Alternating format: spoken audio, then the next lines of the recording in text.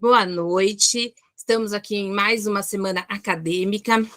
Hoje eu tenho o prazer de receber mais um amigo que esteve com a gente em outras ocasiões, aqui, batendo um papo mais sobre outros assuntos, sobre tecnologia, mas não tão profundamente. Para vocês que gostam, que estão aí na área da tecnologia, que gostam disso, vai ser muito produtivo. Mas uma característica... ele vai contar todo o currículo dele, uma série de coisas, mas uma característica que eu queria deixar aqui do Marcel para vocês conhecerem, com certeza, é que ele realmente não tem medo de se aventurar, não tem medo de se jogar em diversas áreas e não tem medo de mudanças. Então, eu acho que isso é muito importante para vocês que estão começando na área de tecnologia. Ontem mesmo recebi uma vaga procurando um profissional, mas que já estivesse formado, e a única exigência era falar inglês. O resto a gente forma aqui, do jeito que a gente quer. Por quê? Porque eles não encontram profissionais formados falando inglês. E olha que coisa, assim, é um mercado muito novo, mas fica para vocês que estão começando aí a dica. Então, Marcel, seja muito bem-vindo novamente a Flamingo. Muito obrigada pelo convite e quero que assim você fique... a sala é sua, a turma é sua, e se precisar depois, ou eu ou o Daniel, nós estamos aqui por trás para te ajudar. Ok, muito obrigado, Roberto. Olá, pessoal, é um prazer estar aqui de volta falando com vocês. Não sei se vocês estiveram na primeira palestra que eu fiz, de qualquer forma, vai ser muito legal a gente se conhecer hoje. Deixa eu compartilhar aqui minha tela, acho que vai ser mais fácil. Aí a gente fala de tudo que a gente tem para falar aqui. Está funcionando direitinho, né?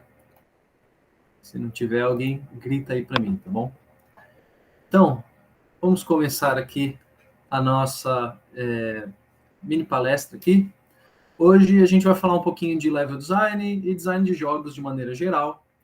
A gente vai entrar, eu vou fazer uma visão macro e depois a gente vai mais para o micro em level design, e espero que vocês se divirtam aí. Eu gosto muito dessa área de jogos, né? Acho que é muito divertido. Então, um pouquinho sobre mim. Meu nome é Marcel Casarini, eu sou formado em arquitetura e urbanismo pelo Mackenzie lá em 2010. Eu terminei a minha faculdade, já faz um tempinho agora, 12 anos. Trabalhei algum tempo como arquiteto, pelo menos uns 4 anos aí trabalhando como arquiteto. Mas assim, quando eu me formei, eu sempre tive vontade de trabalhar em jogos, né? Então, um pouco que a professora Roberta falou aí, de sem medo de mudança, aí vocês vão vendo, né? Então, comecei lá na arquitetura, aí eu mudei para jogos, então eu fiz uma pós-graduação em game design e produção de jogos no Senac, uns 2 anos depois que eu me formei, mais ou menos. Nessa época, assim que eu terminei a faculdade, a pós-graduação, eu já trabalhava na área de arquitetura. Eu abri uma empresa de jogos com um colega meu desse curso. A gente abriu a Ludus Factory, que a gente vai ver uns jogos que a gente fez depois. E eu também sempre quis dar aula. São duas coisas que eu sempre quis, né? Dar aula e, de alguma forma, tá metido em jogos, né? Na época que eu escolhi a faculdade de arquitetura e urbanismo, não tinha faculdade de jogos no Brasil. E nada nem na área de computação. Hoje já tem alguns cursos, né? Você consegue, pelo menos, aprender um pouquinho de jogos. Lá em 2005, quando eu tive que escolher a faculdade, não tinha nada ainda, né? Tudo era mato. Então eu fui para arquitetura e depois eu consegui, com muito esforço aí, transicionar para a área de game design, né? E inclusive eu fiz esse mestrado em design digital no TID, que é um dos grupos de pesquisa dentro da PUC São Paulo, tecnologias da interface do design digital, é o que o TID significa.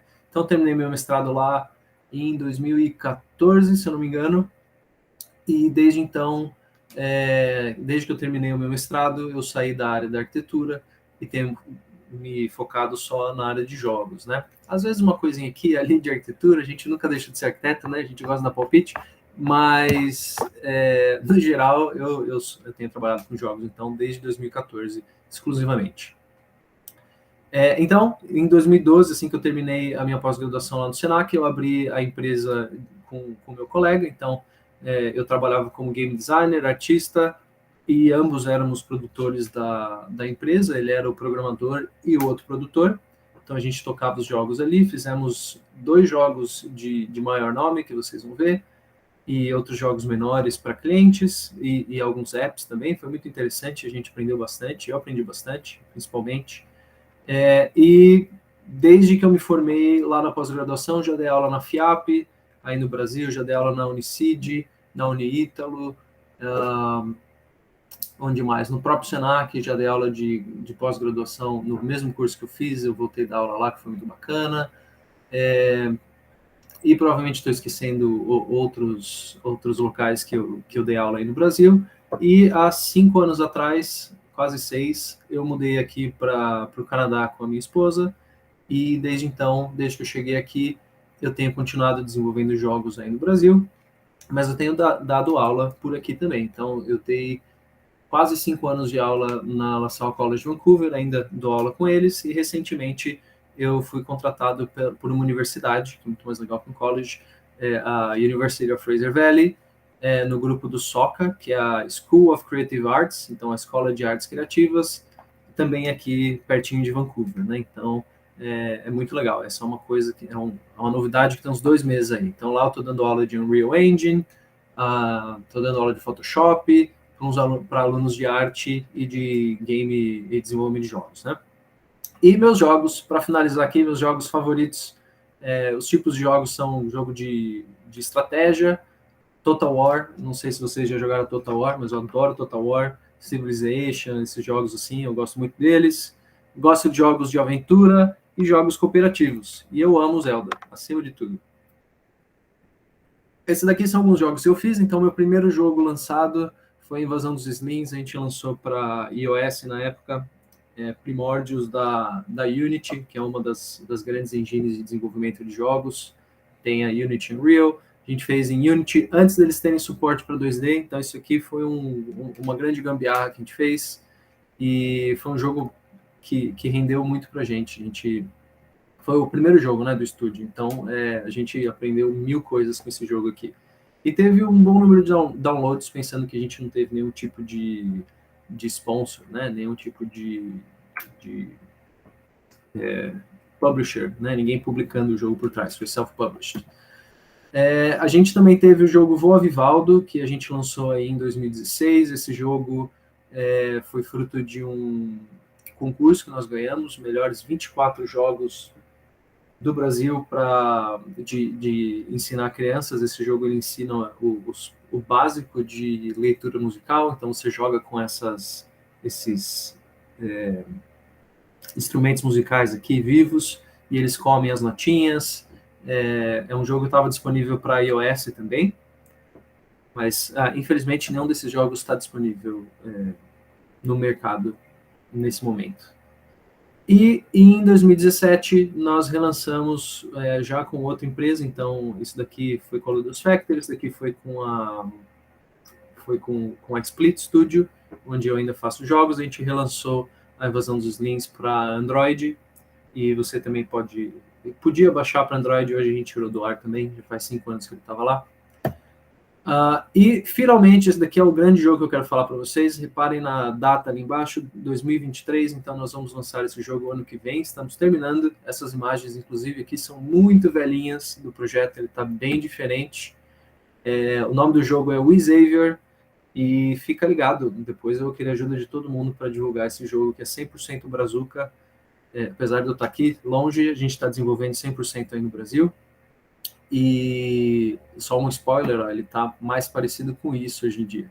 Essa imagem também é velha, mas já é bem mais nova do que essa versão que está aí. Então, o Xavier, depois fique ligado. A gente ainda não tem um site oficial, mas provavelmente questão de semanas a gente vai ter um site oficial. E finalmente, o ano passado, em 2021, eu lancei esse livro. Então tem aqui, depois eu vou disponibilizar para todo mundo a apresentação. Tem um link aqui para você lá na Amazon, se você tiver interesse. Se você ler em inglês, essa versão é só em inglês, mas em breve vai sair uma versão em português impressa aí no Brasil. Só estamos esperando a parte da edição ficar pronta, mas em breve, quem sabe, ano que vem, muito provavelmente. Esse ano, definitivamente não. E é um livro que a gente fala sobre arquitetura e leva o design bem no detalhe. Eu vou falar um pouquinho dele mais no fim da apresentação. Então tá bom, vamos começar falando do mercado de jogos, tá bom? Então chega de falar do Marcel, mas vocês viram aí, né, a parte de mudanças, como eu disse, quando eu comecei a escolher a faculdade lá de arquitetura, eu escolhi arquitetura porque eu achava uma faculdade bacana, mas eu escolhi arquitetura também porque eu sabia que ela era uma faculdade abrangente bastante, para que se eu por acaso não gostasse de arquitetura, na época eu queria jogos, mas não tinha jogos, se eu não gostasse de arquitetura, eu teria conhecimento técnico para fazer alguma coisa mais técnica, trabalhar com matemática, né, alguma coisa que requeresse alguma matemática, e eu também ia ter a parte de humanas e de arte para trabalhar na parte de artes, que é uma coisa que sempre me interessou também. Então, meio que escolhi já planejando mudar caso desse certo, né? E deu certo. E também mudar para o Canadá é uma coisa que eu não me arrependo nem um minuto, só dói bastante ficar longe da família e da comida, mas fora isso, olha, tá, a gente gosta muito de ter mudado para o Canadá. Especialmente porque o mercado de jogos aqui é muito mais forte que no Brasil, né? Então, é uma boa mudança de carreira se você está pensando em trabalhar com jogos, tá bom? Ou com tecnologia no geral. Tem que falar inglês, mas tem muitas oportunidades fora do Brasil, no Brasil também, mas fora do Brasil também tem muitas oportunidades para programadores, especialmente. Não só em jogos, tá? Em geral. Mas vamos falar sobre o mercado de jogos. Então, esses são dados que eu tirei lá do site Newzoo. Então, você pode, newzoo.com tá aqui embaixo, você pode ir lá e procurar os relatórios de graça que eles liberam todos os anos sobre o mercado de jogos. São relatórios muito legais, muito bons, então se você quiser ficar mais por dentro, dá uma olhadinha lá. E aqui, então, vamos ver o resultado do ano passado, 2021. 2022, obviamente, ainda não acabou, então a gente não tem resultado. Então, esse é o mais próximo que a gente tem da data de hoje. Então, o valor total do mercado de jogos... Cadê? Estou me perdendo. Aqui, ó. O valor total do mercado de jogos... Aliás, o número de jogadores no mundo inteiro para 2021, a gente chegou até 3 bilhões de jogadores no mundo. Isso é gente pra caramba. Quase metade da população do planeta está, de alguma forma, relacionada, está se relacionando com jogos. Então, maravilhoso. Isso é um mercado em expansão. Você pode ver que cresceu do ano passado para esse ano 5%, e todo ano cresce mais. Tá? A grande maioria das pessoas vivem na Ásia-Pacífico, né? Então, você pode pensar, os grandes contribuidores aqui dessa 55% dos jogadores são Japão, China, obviamente, e Índia, que são países, especialmente China e Índia, são países altamente populosos, mas a Coreia do Sul também é praticamente 100% ligada em jogos. Lá eles passam a final do StarCraft na televisão, que nem a gente assiste Copa do Mundo no Brasil. Então, na Ásia, realmente, eles são muito loucos por jogos. E a maioria das pessoas estão lá. Na América do Norte, só 7%, porém, a América do Norte com os Estados Unidos, eles são os maiores gastadores em videogame, então são só 7%, mas representam quase 30% do mercado, a gente vai ver no outro gráfico. A América Latina está aqui, todo mundo junto, obviamente o Brasil é o maior polo aqui, o Brasil e México estão sempre competindo e trocando posições, quem que é o maior número de jogadores e o que gasta mais, mas a América Latina... claramente, a gente tem 10% aqui, é bastante gente, é um continente inteiro, né? Praticamente, tirando a América do Norte. Europa, também é um continente inteiro, 14%. E África e Oriente Médio, 15%, né? Então, a gente pode ver que Estados Unidos mesmo é o menor das fatias, mas eles gastam bastante. Aqui, então, a gente está falando do total de dinheiro feito em 2021 no mercado de jogos. Então, fez 180 bilhões de dólares. Isso daqui é muito dinheiro, tá, pessoal? Em termos de indústria, né? Isso aqui é a indústria completa, somando jogos de celular, e computador e videogame. Mas isso daqui é um valor brutal. A gente vai comparar depois com filmes. E você pode ver que o crescimento foi bem baixinho em 2021, 1,4%, isso aqui não é nada de crescimento quase. Porém, lá em 2020, durante a pandemia, o crescimento de 20 para 21, aliás, de 2019 para 2020 foi de quase 20% por causa da pandemia. Todo mundo trancado em casa, então isso aumentou muito o crescimento no mercado de jogos, né? Muita gente comprou um videogame pela primeira vez, inclusive. Então teve esse crescimento absurdo, então é natural que em 2021 a gente tenha um crescimento um pouquinho mais baixo, mas a média aí dos últimos 5, 6 anos tem sido 8% de crescimento. Então isso é maravilhoso, né? Um mercado em clara expansão. Crescer 8% todo ano em qualquer mercado, isso é um sonho, né?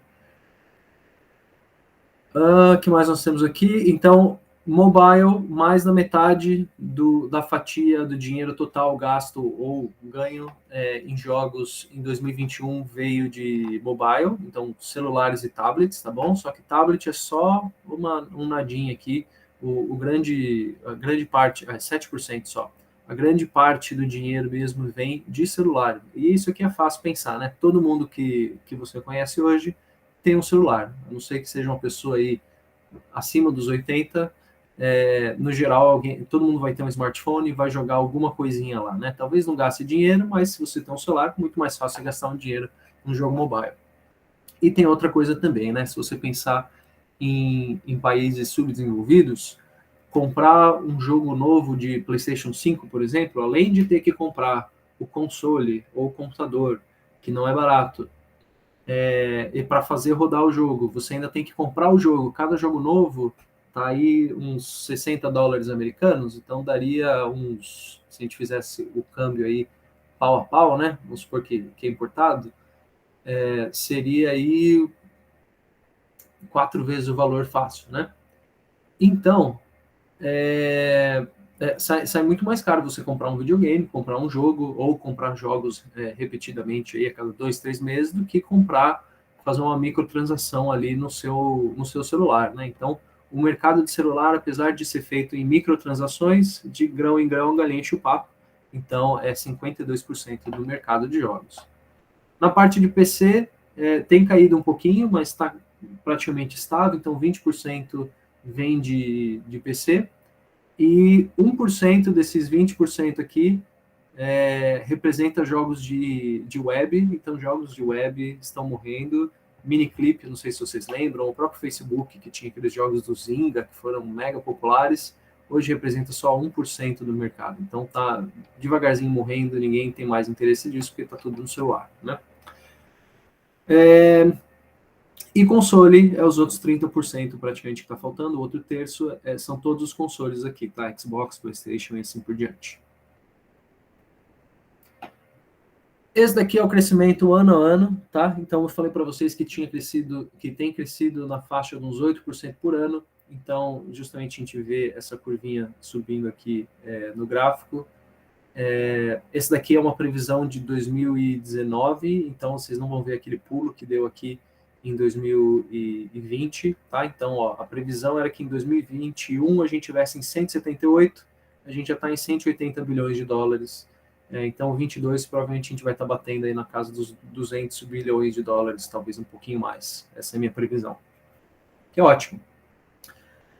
E só para ter uma comparação, tudo bem que aqui eu estou meio que sacaneando, porque esses são os números de até 2020, mas olha aqui, ó, o melhor que o cinema performou no mundo, aliás, até hoje, né, na história do mundo, em 2019, performou 42 milhões, mais ou menos, né, de dólares. Bilhões de dólares, sorry, desculpe. 42 bilhões de dólares, e então é muito inferior aos 2020, aos 164 bilhões de dólares no mercado de jogos. Então, sem dúvida, o mercado de jogos é o maior mercado de entretenimento do mundo atualmente. Então, você está pensando em mudar para jogos, tá aí bons números para te convencer.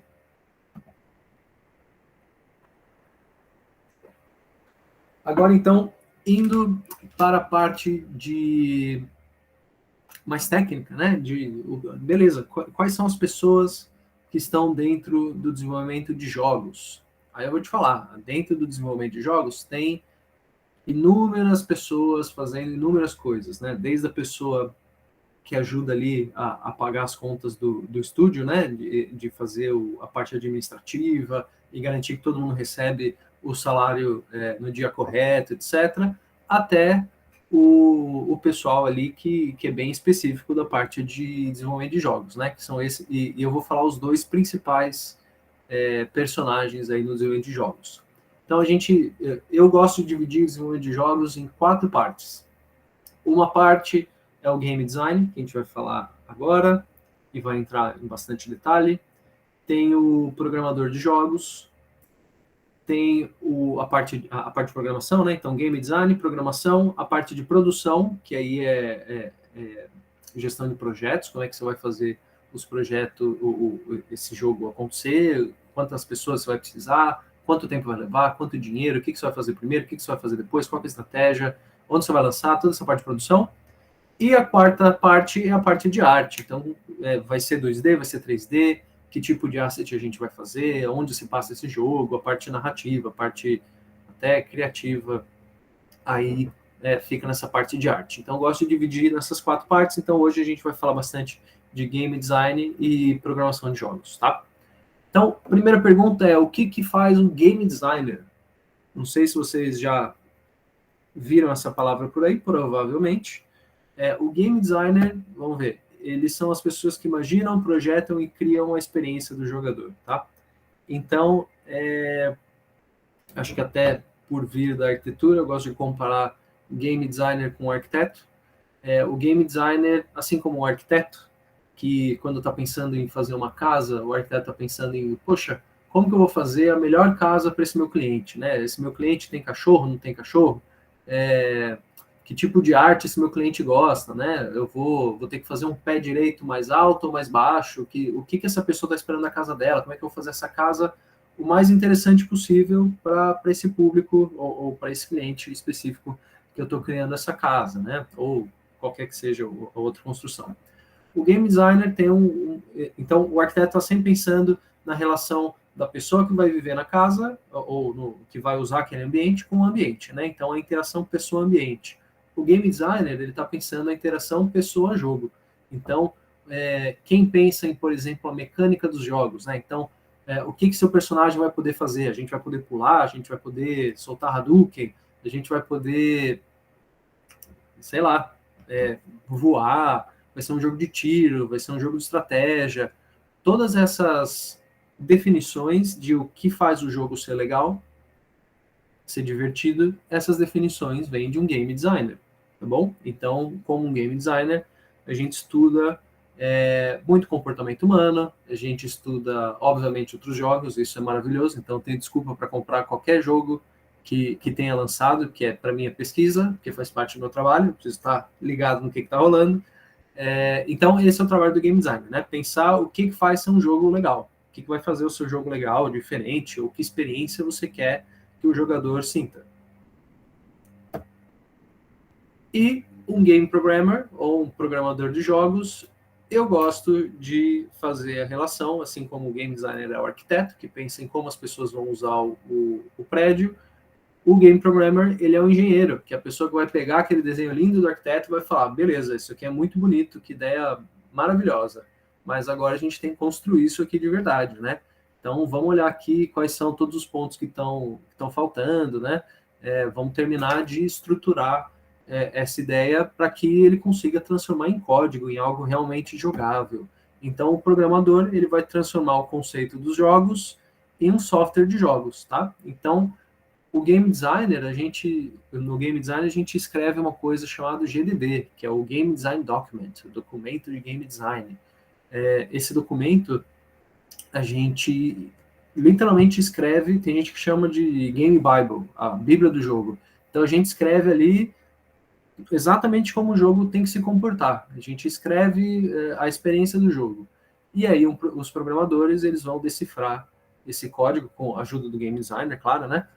Vão decifrar aí esses comportamentos que o game designer está procurando para transformar isso num código que seja super eficiente. Lembrando, eu acho que vocês, a professora Roberta me disse que vocês eram de tecnologia, né? Então, vocês, como bons programadores, devem sempre lembrar que a performance é super importante, especialmente num jogo de videogame, que você vai ter aí a renderização acontecendo no mínimo, padrões de hoje, se for AAA, 60 frames por segundo, ou 30 frames por segundo é o que o pessoal joga, reclama, mas joga ainda, né? Sendo que para ter movimento, 24 frames é o suficiente, até menos, já fiz jogo com 4 frames por segundo para animação, mas aí fica bem feinho, né? Mas, assim, hoje em dia o padrão é 60 frames por segundo, ou seja, o seu computador tem que renderizar 60 vezes por segundo o que está acontecendo na tela. Então, tem muito processamento aí envolvido em tempo real, o que não é fácil de fazer. Então, o seu código tem que ser mega eficiente. Então, tem muita arquitetura de código que rola para fazer um jogo. Beleza? Então, ó, eu vou entrar agora em detalhes de quais são os tipos diferentes de game designers. No Brasil, como a gente ainda tem, infelizmente, a gente ainda tem um mercado de jogos pequeno, nem sempre você vai achar todo esse monte aqui de posições disponíveis. Provavelmente você vai ser contratado como um game designer, ponto. Sem especificação, né? Que seria o primeiro item, que é o generalista. Esse seria mais ou menos a grande maioria dos game designers que a gente tem no Brasil, por uma questão de mercado. Como é pequeno, você precisa saber fazer um pouquinho de cada coisa. Na minha opinião, é muito mais difícil ser game designer, ser um bom game designer generalista é muito mais difícil do que ser um bom game designer especializado em um assunto só. Porque, obviamente, né, para ser um generalista, você precisa saber de um pouquinho de tudo.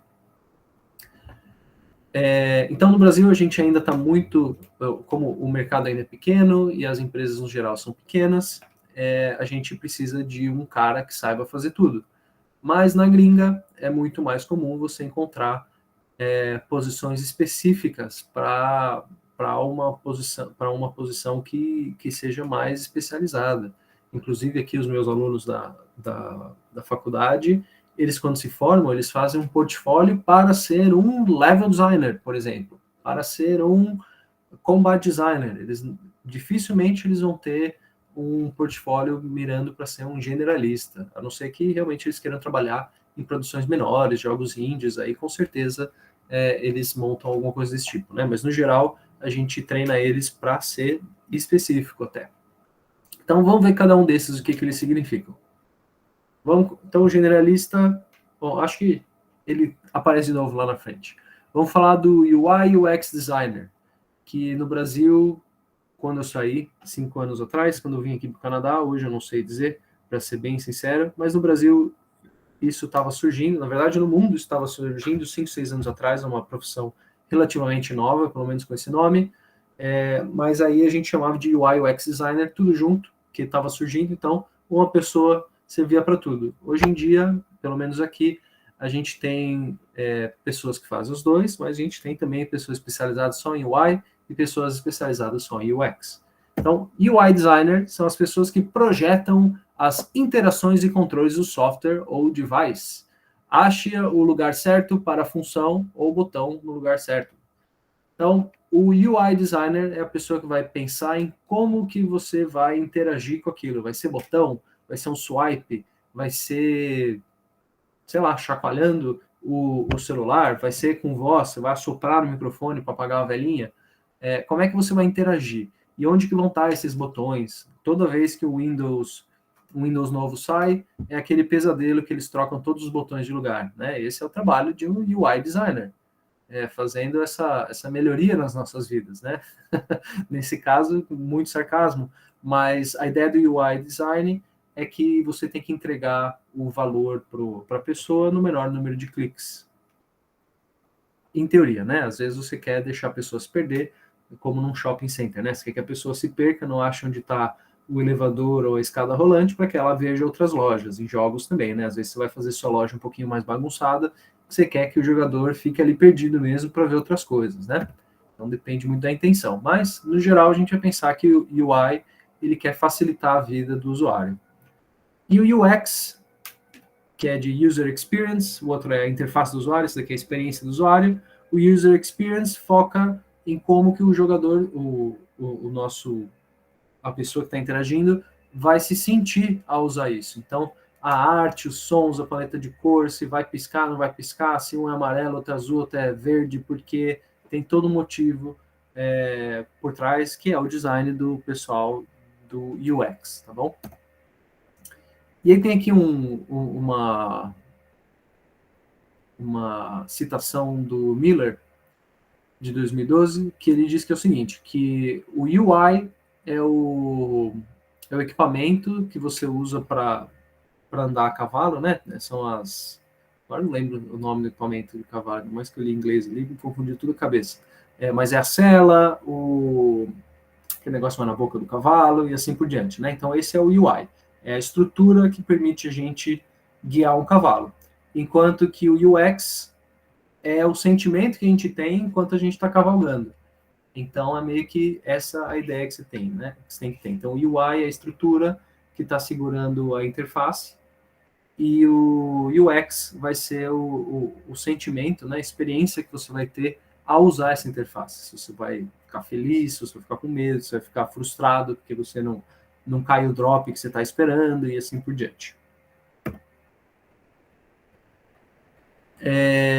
Vamos ver esses dois outros aqui. Então, a gente tem o Balance Designer e o Generalist Designer. Então, vamos começar aqui pelo Balance Designer. Então, o Balance Designer, ele é responsável por regular o flow do jogo. O que é o flow do jogo? O flow é uma das coisas mais, é um dos conceitos mais importantes de game design. Flow significa, ou melhor, né? Quando uma pessoa entra em flow, eu não sei se já aconteceu com vocês, provavelmente.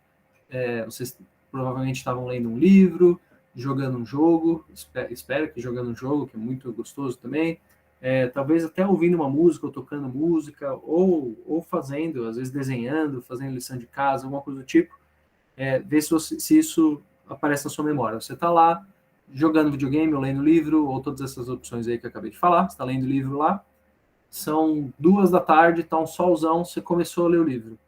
E aí, de repente, você fecha o livro assim, e quando você olha o relógio, já são 6 da tarde. Você fala, nossa, mas onde foi esse tempo todo? Faz 15 minutos que eu estou lendo aqui, era 2 horas da tarde, agora já está de noite. O que aconteceu? O que aconteceu é que você entrou em flow, meu amigo. Flow é quando a gente fica tão dentro de alguma coisa, né? Tão entretido com algo, que a gente deixa de ser a gente, de certa forma, e a gente é aquilo que a gente está fazendo. E toda a nossa atenção fica voltada para aquilo que a gente está fazendo.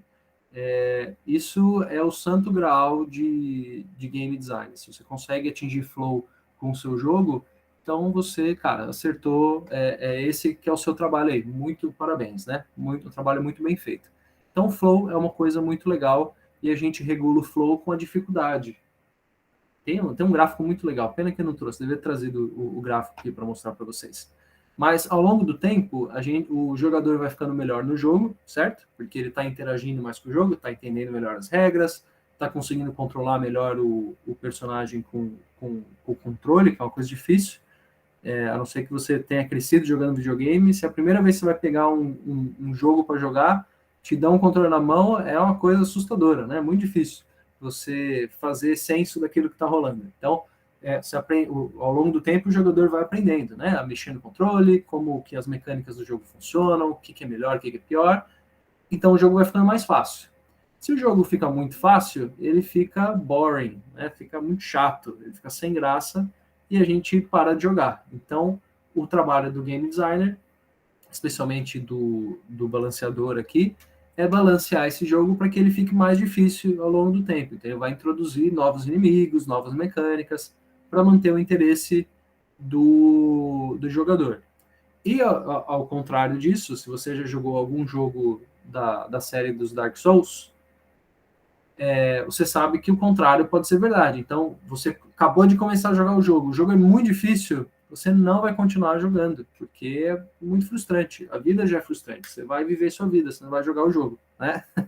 Então, é importante a gente ter esse balanço aí, como o nome diz, né? Entre dificuldade e facilidade ao longo do tempo, para que a gente mantenha o jogador sempre interessado. Então, por meio de testes e ajustes, o Balance Designer garante que o jogo tem o nível correto de dificuldade e balanceamento entre todas as mecânicas.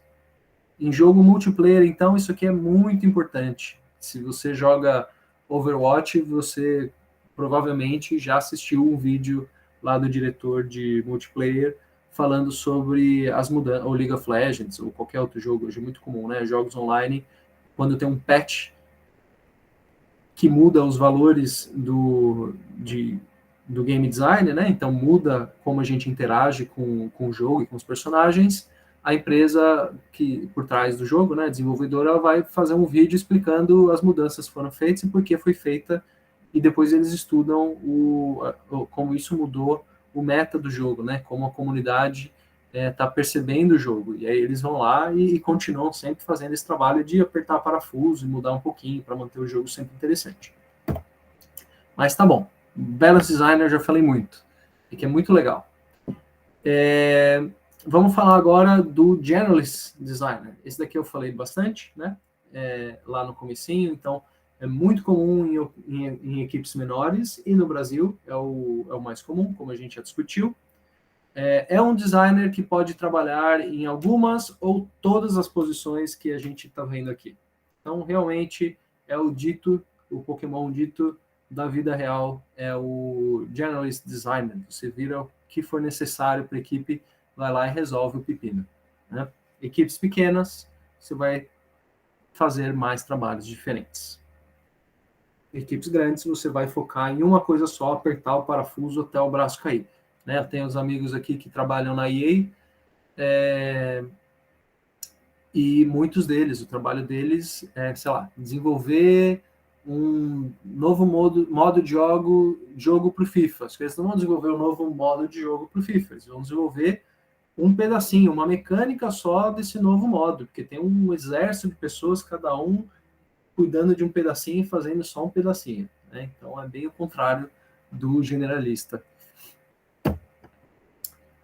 Beleza, nós temos também o Monetization Designer e o Analyst Designer. Então, o Monetization, como o nome diz, money, quer dizer grana. Então, existiu antes e depois da internet, certo? Para a humanidade. E para jogos também. Então, antes da internet, se você jogou já um Master System, um Mega Drive, um Nintendo 64, para falar um dos velhos aí, um Atari, talvez, se você ainda for mais velho. Se você jogou os videogames antigos sem acesso à internet, como é que funcionava? Ou até computador.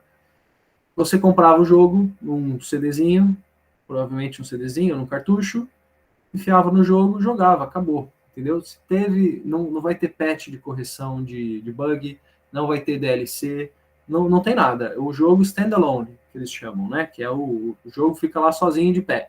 Então, ele se segura sozinho. Era assim nas antigas. Então, você fazia o jogo, uma vez que você salvou o jogo lá no disquinho ou no cartucho, nunca mais você vai mexer nesse jogo, né? Se você quiser mexer, você vai ter que gerar um novo arquivo, imprimir novas cópias do jogo e esperar que as pessoas comprem de novo. Então, os jogos, eles eram efetivamente um produto que, uma vez vendidos, já era. Porém, com o advento da internet, e como ela permeou tudo, especialmente em jogos, existe um novo modelo de venda agora de jogos, que é um modelo de serviço de jogos. Então, muitos jogos hoje, se você joga qualquer jogo no celular que é multiplayer, esse jogo ele não é mais um produto, ele é um serviço. Por quê? Porque agora ele vai existir ao longo do tempo e ele vai sofrer mudanças ao longo do tempo. Se você joga, sei lá, Clash of Clans, para falar um aí que é muito famoso, Clash of Clans, quando está chegando agora o Halloween, vai ser semana que vem, eu tenho certeza que deve ter alguma promoção de Halloween, roupinha de Halloween, o que você imaginar de Halloween. Para dezembro, a gente vai ter coisinhas de Natal, evento de Natal, e etc., coisas de Natal. A gente provavelmente vai ter a Season Pass, ou Season 1, que é a temporada 1, primeiro ano do jogo, aí no ano 2 eles adicionam mais coisa, aí tem DLC que você compra, tudo isso para falar que jogos antes eram um produto que você vendeu, acabou, e agora existem outros tipos de jogos também, que são um modelo de negócio ao longo do tempo, né? Então, ao invés de um produto, agora é um serviço de entretenimento. Então, vamos entender melhor essas duas, com isso em mente, né? Vamos entender melhor essas duas posições aqui. Então, o Monetization Designer Free to play, F2P é free to play, então jogos grátis. Eles são jogos que também são chamados de freemium, muitas vezes, que é prêmio com free, o nome. Então é um jogo que você começa de graça, mas se você quer comprar um boost, se você quer comprar um item mais raro, assim, ou infinidade aí de modificações, né, que podem ser feitas nessa fórmula, você tem que gastar dinheiro em microtransações. Então qualquer jogo free to play, ele segue, hoje em dia, ele segue essa norma. E a pessoa que vai definir o que você compra, por quanto você compra, quando você vai poder comprar, esse é o trabalho do Monetization Designer. Então, ele vai pensar quais são as paredes de pagamento, onde que elas vão estar e quão alto elas vão ser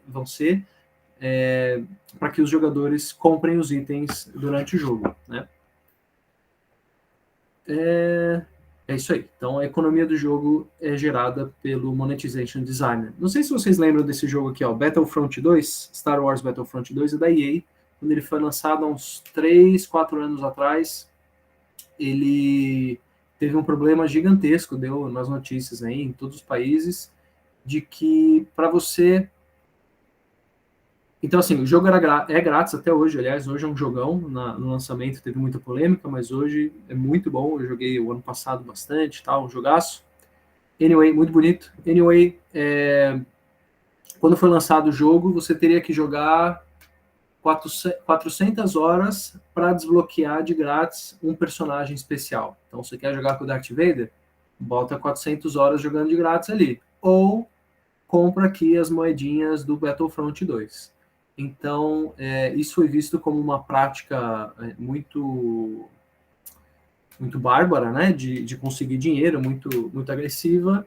Então, teve aí diversos problemas, inclusive alguns países botaram lei contra loot box, a Suécia, se não me engano, é um deles, assim por diante. Então, mudou-se o mercado de games por causa do trabalho de um monetization designer lá na EA, que fez esse grandíssimo favor aí de fazer um jogo tão difícil que para você pegar um personagem que você quer jogar, você vai ter que jogar 400 horas, né? Aliás, o jogo não é difícil, é o grinding que é muito grande, né? Você precisa jogar tanto para abrir um personagem, é insano. Então, ele está te pedindo para comprar.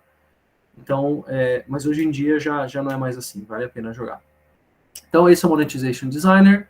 E o Analyst Designer, ele acompanha os números do jogo, e esses números do jogo aqui também são chamados de KPI, ou Key Performance Indicators, os indicadores chaves de performance, que é, por exemplo, o que está vendendo mais, sei lá, itens mais populares, do que as pessoas estão falando, quais são,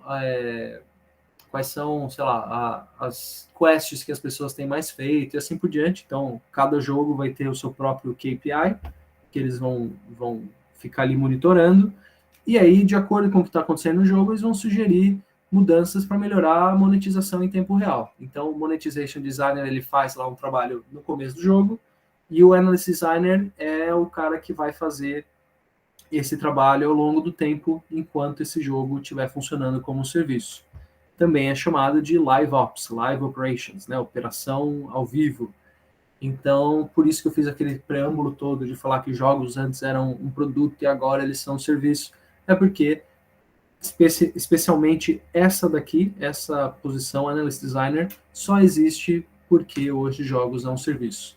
E não é muito diferente de um analista de, sei lá, um analista econômico, um analista de desenvolvimento de obra, um analista qualquer aí do mercado, né, de qualquer outra posição que tem analista no nome, não é nada diferente. Basicamente, você vai acompanhar números numa tabela e, com base nesses números, você vai falar, olha, tem saído mais o pompom rosa, então vamos fazer mais itens cor-de-rosa. É meio que essa a ideia mesmo, tá? E sem quebrar a economia mecânica do jogo. Então, você tem que entender do jogo, obviamente, para poder fazer esse tipo de sugestão. Temos aqui mais dois. Então, temos o Combat Designer e o Systems Designer. Então, Combat Designer, eu acho que é bem direto, né? Ele é responsável por criar, balancear... peraí. Esse daí Não, tá certo. Ele é responsável por criar e balancear rotinas mecânicas do sistema de combate, indispensável para jogos de luta e beat'em ups. Então, basicamente, o Combat Designer vai fazer o design do combate, né, de como que você vai interagir agressivamente com os elementos do jogo. Se você pensar que a grande maioria dos jogos que existem tem algum tipo de violência ou algum tipo de... E aqui violência, eu não estou falando no mau sentido não, tá? Estou falando de violência no sentido de que é um bichinho sentando a porrada no outro ali, né? Muito comum. Ou você precisa pular na cabeça do bicho para matar. Para matar, tá aí, violência, né? Não necessariamente violência gráfica. Então, a maior parte dos jogos tem conflito, e o conflito, todos os jogos, aliás, tem um conflito, toda história tem um conflito. E em jogos não é diferente, só que esse conflito, muitas vezes em jogos, acabam em combate, o que é maravilhoso. Eu, pessoalmente, amo essa parte de combate, desde combate por turno, que nem esse jogo aqui, que agora me foge o nome, alguma coisa Chalice, agora não lembro o nome completo, ou Pokémon, por exemplo, que é um jogo de combate por turnos, até Street Fighter, que é um jogo de combate em tempo real, de luta mesmo, beat'em ups, e assim, God of War. O combate é muito importante, é presente em diversos jogos, então nada mais normal do que ter um designer focando especialmente no combate. E tem diversas coisas legais que você só estuda quando você está estudando combat design. É muito, muito bacana. E system design, esse, pra ser sincero, é a minha parte favorita, talvez depois do level design. Tudo num jogo é um sistema, tá? Então é meio bobo a gente chamar de system designer, porque tudo num jogo é um sistema. Mas existem alguns jogos que o jogo inteiro é um único sistema, que tá tudo ligado, né? Por exemplo, esse jogo incrível que tá aqui, ó, recomendo demais, chama Democracia. Dá para você jogar com o Brasil, inclusive, tem um mod que você joga com o Brasil. Então, nesse jogo, você joga como um político. Ó, veja só, né? Que assunto oportuno. A gente vai ter uma votação aí no fim da semana, né? Então, aqui você pode brincar de ser o candidato. Na verdade, você já está eleito quando você começa o jogo. E seu objetivo é fazer um governo bom o suficiente para que você seja reeleito no segundo turno e termine o seu segundo turno com um bom nível de aprovação. Então é um jogo super legal, e a coisa mais legal é isso aqui. Eu não sei se vocês conseguem ver direitinho essas setinhas. Tem setinhas vermelhas entrando, setinha vermelha saindo do GDP aqui, que é o PIB. GDP é PIB em inglês. E tem as setinhas verdes também saindo e entrando. E tem coisinhas vermelhas, ó, esse daqui é um problema, as pessoas estão em greve. O pessoal do trem está em greve. Então, esse em greve aqui está alimentando negativamente o meu PIB, porque isso está acabando com a minha produção, né? Então, está tudo conectado. Tudo isso aqui que você vê, essa teia de aranha aqui, isso daqui mostra quais são todas as coisas que interferem no PIB do país, por exemplo, aqui nesse jogo. Então, você pode tomar decisões baseado nesse tipo de informação. Então, está tudo conectado. Se você vai lá e faz uma lei, sei lá, uma que eu gosto muito, que é aumentar o imposto no consumo de álcool. Isso eu sei no jogo, porque eu joguei, que vai baixar o meu índice de crime, por exemplo, porque as pessoas vão beber menos e vão cometer menos crime. Então, pô, legal. Você vai aprendendo como que o sistema funciona, e aí você vai saber quais são os botões aí que você tem que apertar, né? Diminuir ou aumentar o imposto de álcool, isso vai me refletir tal coisa, lá na frente vai ser bom. Então, tá tudo ligado, né? Essa que é a ideia de um sistema, as coisas estão todas conectadas e você está fazendo o design dessas conexões, e como mudar uma coisa vai interferir na outra. Então, o Systems Designer, ele foca no desenvolvimento de sistemas do jogo. Cria, testa e ajusta diferentes features. Features você pode ler como características ou itens do jogo, né? Diferentes features, e garante que o sistema funcione conforme a experiência planejada. Muito presente em jogos de real-time strategy, então estratégia em tempo real, que nem Age of Empires, por exemplo, e simulação. Então esse daqui é um simulador de governo, né? Por exemplo. Então, Systems Design é muito legal. Quer ver um outro exemplo de System Design num jogo? Se você jogou Red Dead Redemption, o 2, principalmente, que você joga lá o cowboyzão, tal, você caça, você rouba banco, faz o Diabo 4 lá. Tem uma coisa muito legal que eu gostei muito de fazer nesse jogo, que foi caçar. Então, o sistema de caça lá, não só o sistema de caça, mas como os animais se comportam, faz parte de um sistema dentro do jogo, que teve um par de gente lá pensando em como que ia funcionar. Então, só para você ter uma ideia, né, para exemplificar melhor, se você não jogou o jogo especialmente, então, cada animal tem um habitat onde eles vão ser encontrados, ou não vão ser encontrados em outros habitats, obviamente. Eles também aparecem durante um certo horário do dia ou da noite. Eles são carnívoros ou herbívoros, e eles sentem fome, então, e sede, e assim por diante. Então, é muito provável que enquanto você está caçando um veado, por exemplo, você vai achar um puma. Por quê? Ou um urso, porque o urso e o puma também podem estar com fome e caçando um veado no mesmo momento que você. Ou você está simplesmente andando pela estrada e aí passa um coelho e se atropela o coelho com o seu cavalo, você não viu. É porque o coelho está tentando atravessar a rua e deu azar de você estar passando ali no mesmo momento. Então, não é uma coisa que foi programada para acontecer todas as vezes daquele jeito. É um sistema que existe, onde cada um dos objetos possui uma lógica própria de o que eles precisam e como que eles vão se comportar. E a interação entre esses itens e o jogador, ou só entre eles, isso gera uma experiência de gameplay, né? Ou uma experiência X aí. Por exemplo, se atropelou o pobre do bichinho, beleza, vamos descer e pegar a carcaça dele porque vale dinheiro, né?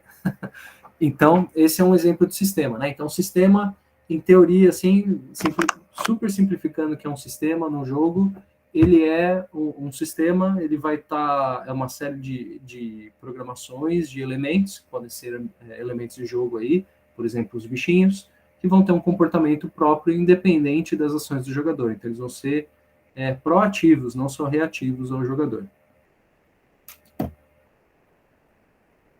Temos aqui o Technical Designer e o Gameplay Designer.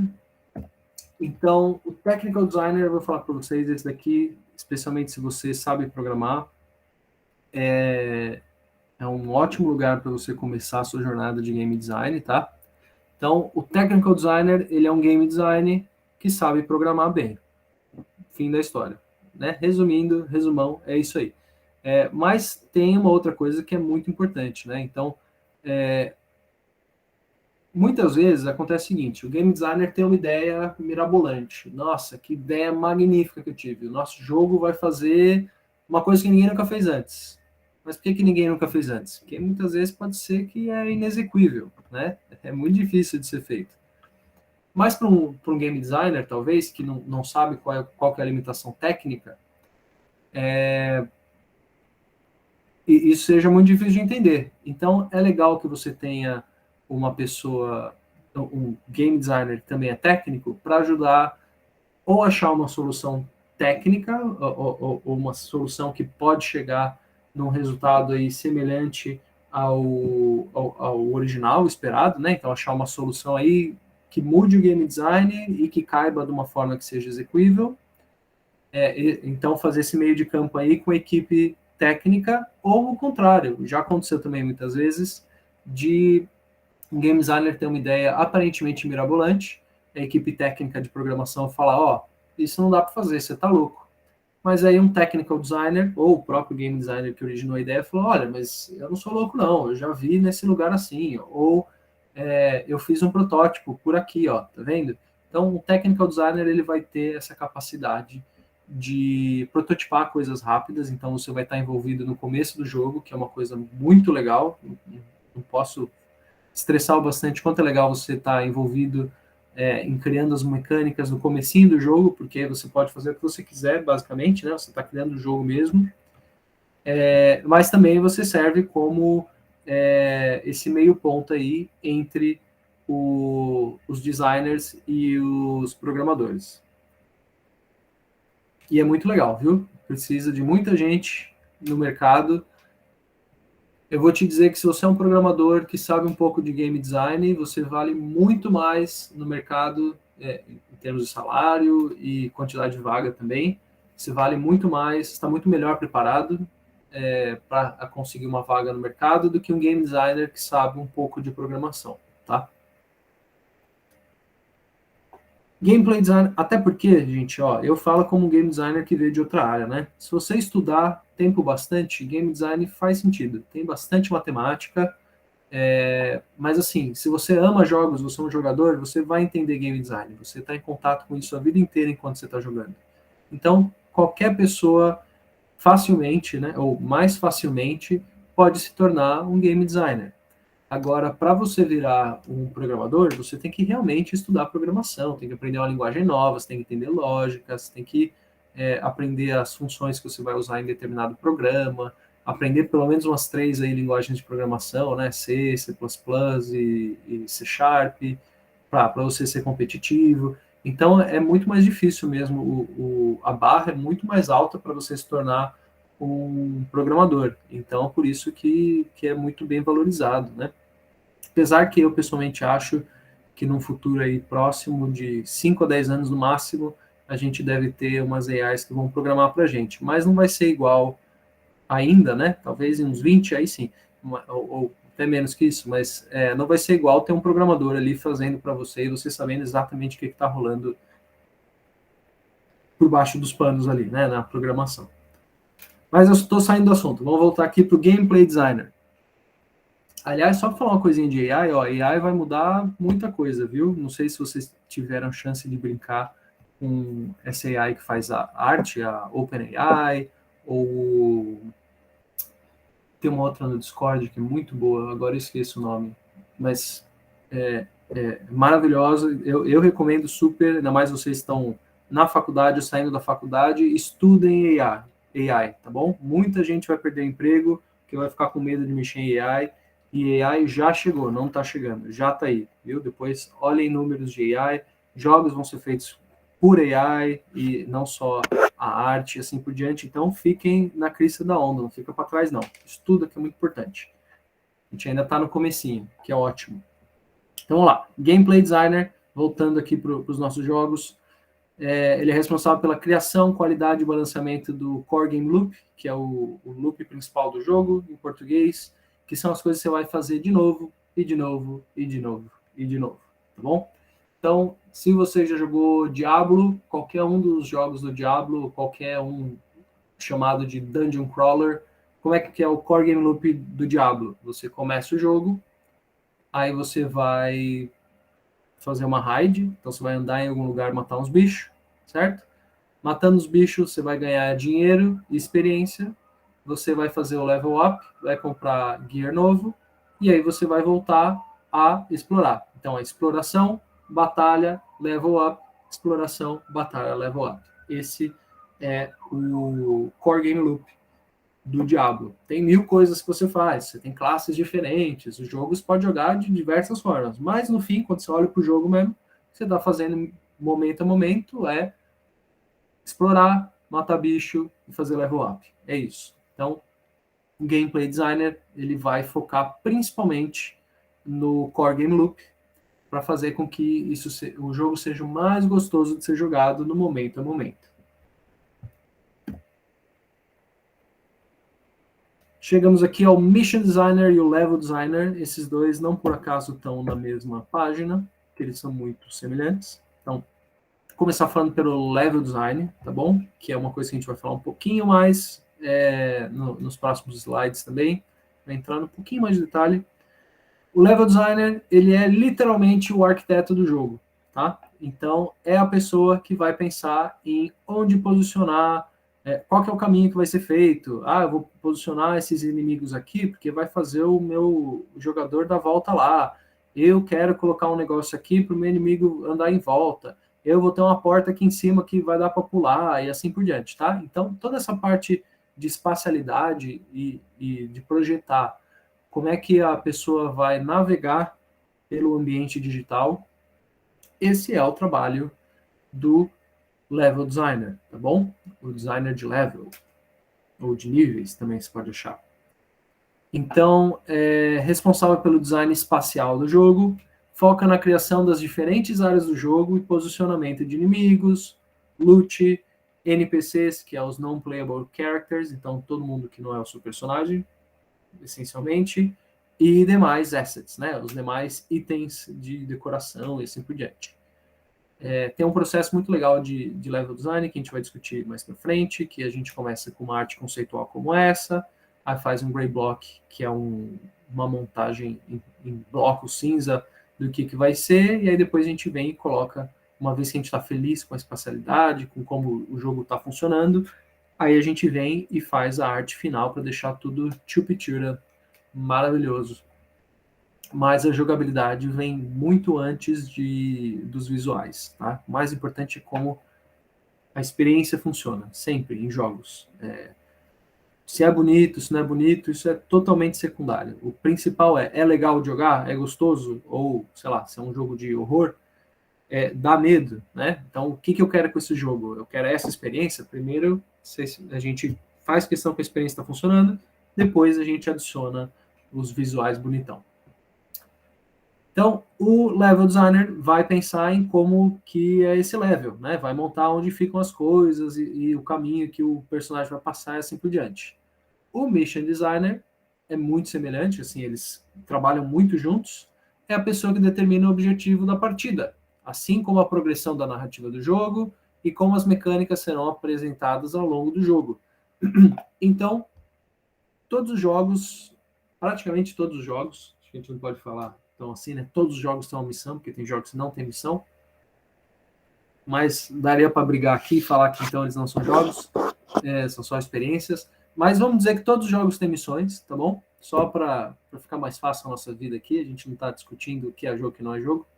Então, todos os jogos têm algum tipo de missão e tem uma pessoa que vai pensar nessas missões. Se vocês são velhos o bastante para lembrar do 007 GoldenEye no Nintendo 64 que eu tenho aqui, essa é uma das missões mais famosas dos jogos, que você tinha que escoltar a Natália aqui, que era uma porta, nossa, que AI mal programada.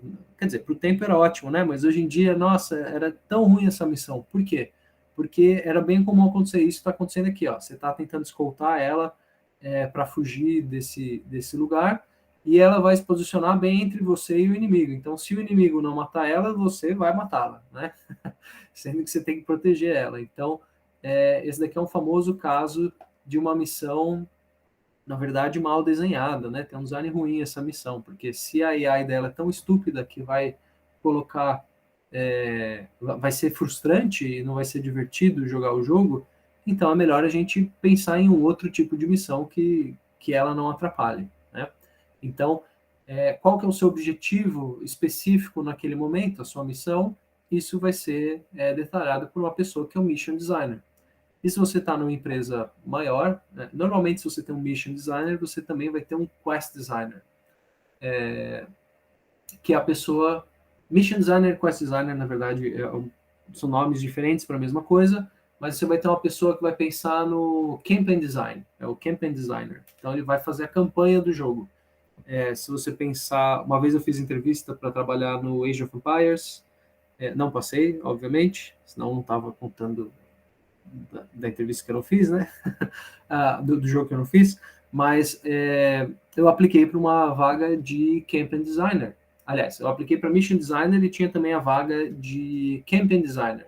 Então, no Age of Empires ou em outros jogos, você tem uma campanha, que é o jogo inteiro, o que você vai fazer durante o jogo inteiro, e você tem as missões, que são missões que são feitas dentro de um level. Por isso que o level designer e o mission designer, muitas vezes, eles vão trabalhar juntos.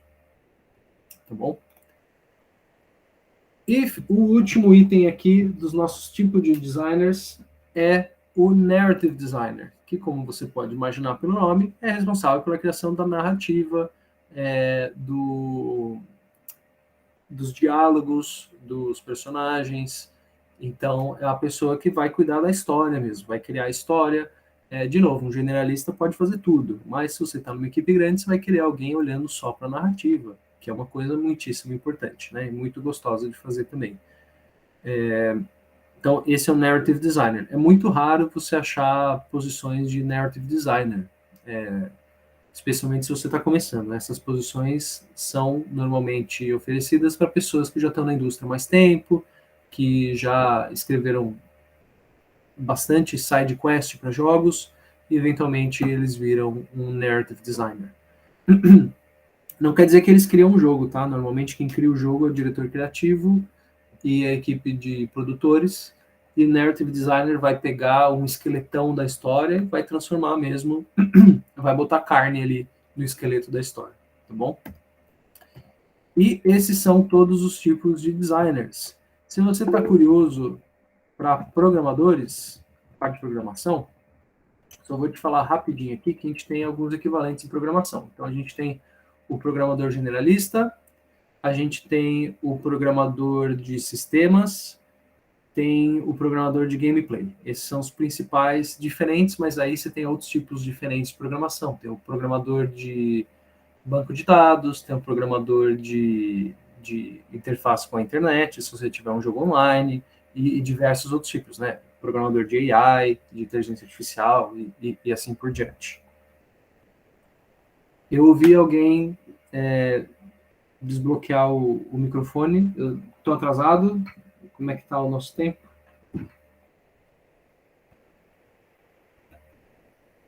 Boa noite, Marcelo. Tudo bem? Tudo bem. Sou o professor Glauco, eu estou aqui responsável pela acompanhar você, né, nessa palestra.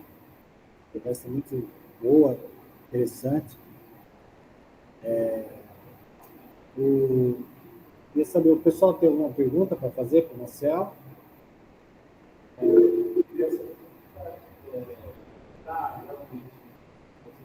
Eu tenho uma. Opa, vamos ver.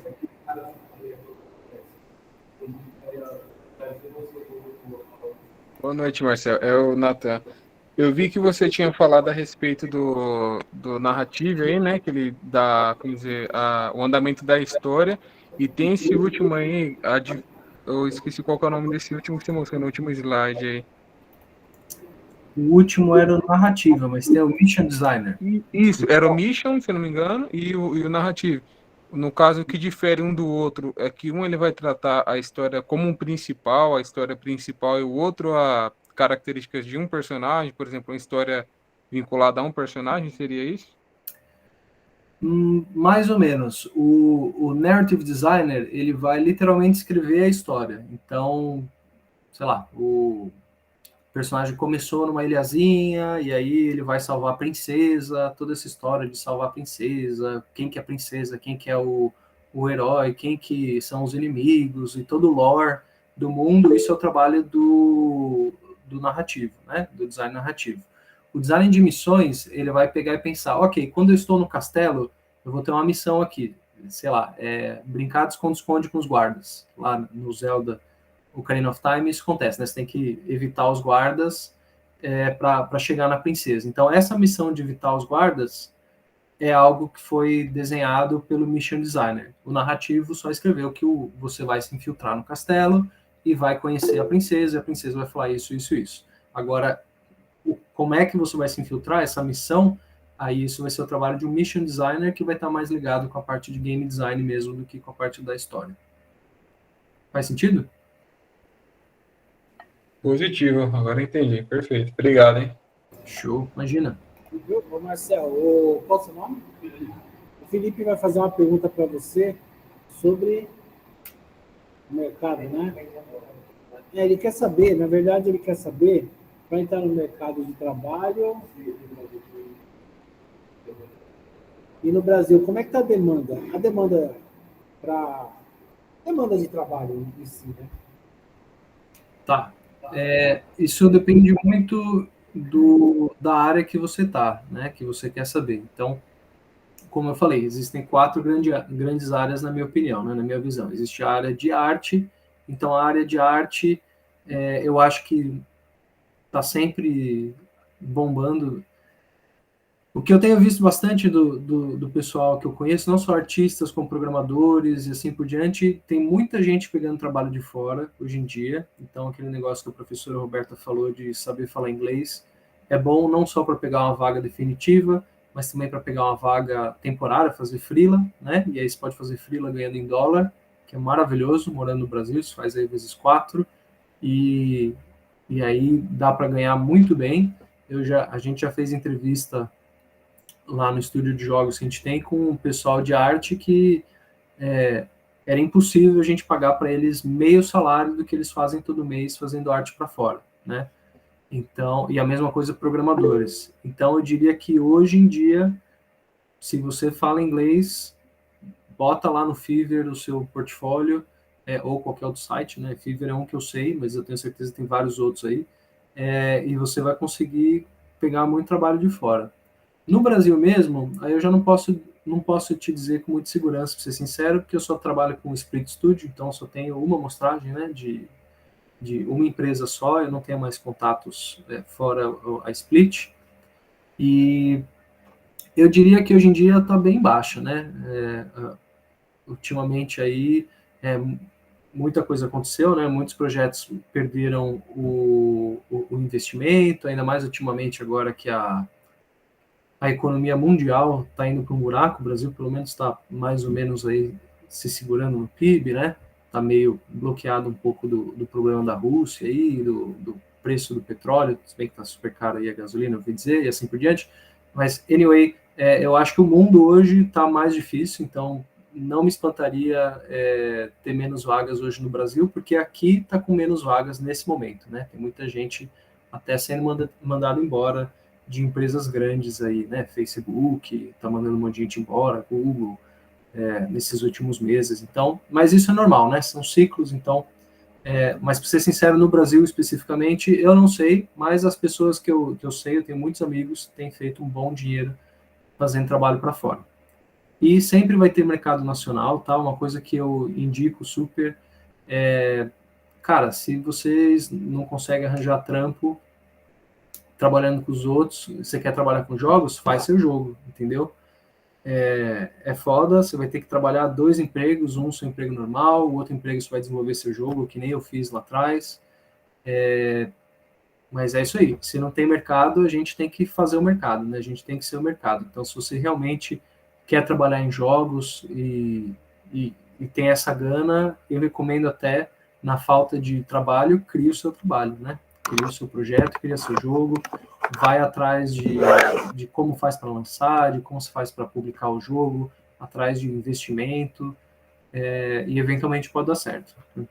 Ou pelo menos você vai ter um portfólio legal, e a próxima oportunidade que surgir, você pode falar, olha, não só sei fazer, como eu fiz um jogo eu mesmo aqui, né? Eu abri uma empresa, fiz o jogo, lancei, me ferrei, perdi dinheiro, mas está aqui a experiência, agora muito mais provável que você seja contratado também. Tudo bem? Tá, entendeu, Felipe? O aluno aqui na sala perguntou. Agora eu vou fazer uma pergunta minha mesmo, né? Porque eu sou programador há muitos anos, né? Vem lá do cobolzão, do dinossauro, né? E ainda trabalho com ele, inclusive, né? O cobol é uma linguagem, querendo ou não, ela é difícil tirar, né? Pode fazer uma pergunta. No caso, é uma pergunta até curiosa minha. Com essa parte que você observa, assim, a gente vê hoje o cinema muito dedicado a Marvel, DC, tudo isso aí, né? Então, por quê? Porque criou-se essa situação que a pessoa admira mais, o pessoal gosta mais disso, né? Dessa literatura. A parte de games para essa parte, assim, vamos dizer, de super-herói, pelo que eu vejo, assim, parece que toda hora surge coisas, né? Tá forte, ainda tipo assim, é um nicho forte ainda. Por exemplo, existe, sim, por exemplo, se um aluno gosta de game e fala, vou desenvolver um herói lá, fazer um game dele. Existe essa liberdade por ser personagens de mais de 50 anos de existência? Tipo assim, ele pode, de forma privada, fazer isso? Você sabe disso? Olha, se for numa espécie de trabalho de fã, aí você pode fazer tudo, né? A ponto de portfólio, né? Para mostrar suas habilidades, aí você está livre para fazer. Eu só não recomendo fazer nada da Nintendo, porque a Nintendo é notória por derrubar projeto de fã, né? Eles já derrubaram uns 3, 4 Pokémon que foram criados aí, e outros jogos, remasters, que tem autorização deles, eles derrubam mesmo, e aí você perde o portfólio. Mas fora isso, aí tem a lei Mickey Mouse, que é a lei de que tudo que é mais velho do que... Depois, eu tenho certeza que eu não sou advogado, mas que eu me lembro, a lei é assim, depois que o autor original morreu, você tem 80 anos que o detentor da IP, né, da propriedade intelectual, ainda é o autor, a família do autor, ou quem quer que tenha os direitos do negócio, mas depois de 80 anos da morte do autor, isso caduca e aí vira Creative Commons, né, vira direito público. E eu sei que recentemente o Popeye virou propriedade pública, a Betty Boop, e mais outros personagens aí dos anos 30, né, imagino, mais ou menos, acho que Popeye dos anos 20, uma coisa assim. Então, você pode hoje, em teoria, lançar um jogo do Popeye 100% seu aí, não precisa pagar para ninguém. Você só precisa... Eu acho que você não precisa nem dar uma reformulada no personagem, acho que pode usar mesmo do jeito que é, porque ele já caiu em território público. Então, você pode fazer isso. Agora, se tem demanda, aí é outra história, né? Eu acho que tem demanda para jogo bom. Mas, no geral, quando você tá vendo um jogo, né? Que jogo você vai fazer? Eu acho que tem dois caminhos. Um é, putz, eu tenho essa ideia, que eu acho que é uma ideia muito legal, nunca vi em nenhum jogo, eu já vi em algum jogo de uma forma diferente, mas acho que desse jeito aqui é o jogo que eu sempre quis jogar e eu sei que tem um monte de gente que vai querer jogar assim, porque eles são meu público-alvo, né? Que sou eu mesmo, por exemplo, e esse faz um jogo para você, de certa forma, né? Essa é uma aposta meio arriscada, porque você não necessariamente é a maior parte da população que vai gostar desse jogo, você vai fazer muito dinheiro, né? Pode ser que ninguém goste, ou que o público é muito nichado, muito limitado a pessoas com interesses muito similares ao seu, né? Ou com esse gosto peculiar. Então, essa é uma estratégia. Eu aconselho a não fazer essa estratégia, né? A não ser que você realmente veja que tem uma boa fatia de mercado que aceitar essa ideia, né? Então, você venderia bem, se o intuito é vender, claro, né? A outra forma que muitas empresas fazem, especialmente essas grandes, o que eu sei que vai vender. Então, eu sei que o Thor, o bonitão lá do Chris Hemsworth, vai vender pra caramba. Então, eu vou fazer um jogo do Thor, eu vou comprar o direito para usar a imagem do Chris Hemsworth lá, porque eu sei que vai vender mais. E aí você faz um jogo de uma IP quente, né? Uma coisa que está no momento. Então, isso normalmente vai ficar só para quem tem muita grana, ou a terceira opção aí, né? No caso, é mais ou menos a segunda junto. Vamos supor que você não tem um IP, você não é a Disney, você não é dona do Thor, e você quer fazer um jogo de sucesso. Então, você vai olhar, puxa, hoje no mercado tem algum nicho que está faltando um jogo? Sei lá, tem muita gente que gosta de jogo de namorar com o computador, né? Dating Simulator. Isso é um nicho de jogo que é enorme, é gigante. Então, poxa, talvez eu vou me aventurar a fazer um jogo desse, porque eu estou vendo que tem crescido, né? As pessoas estão esperando jogos desse tipo. Então, depende muito aí.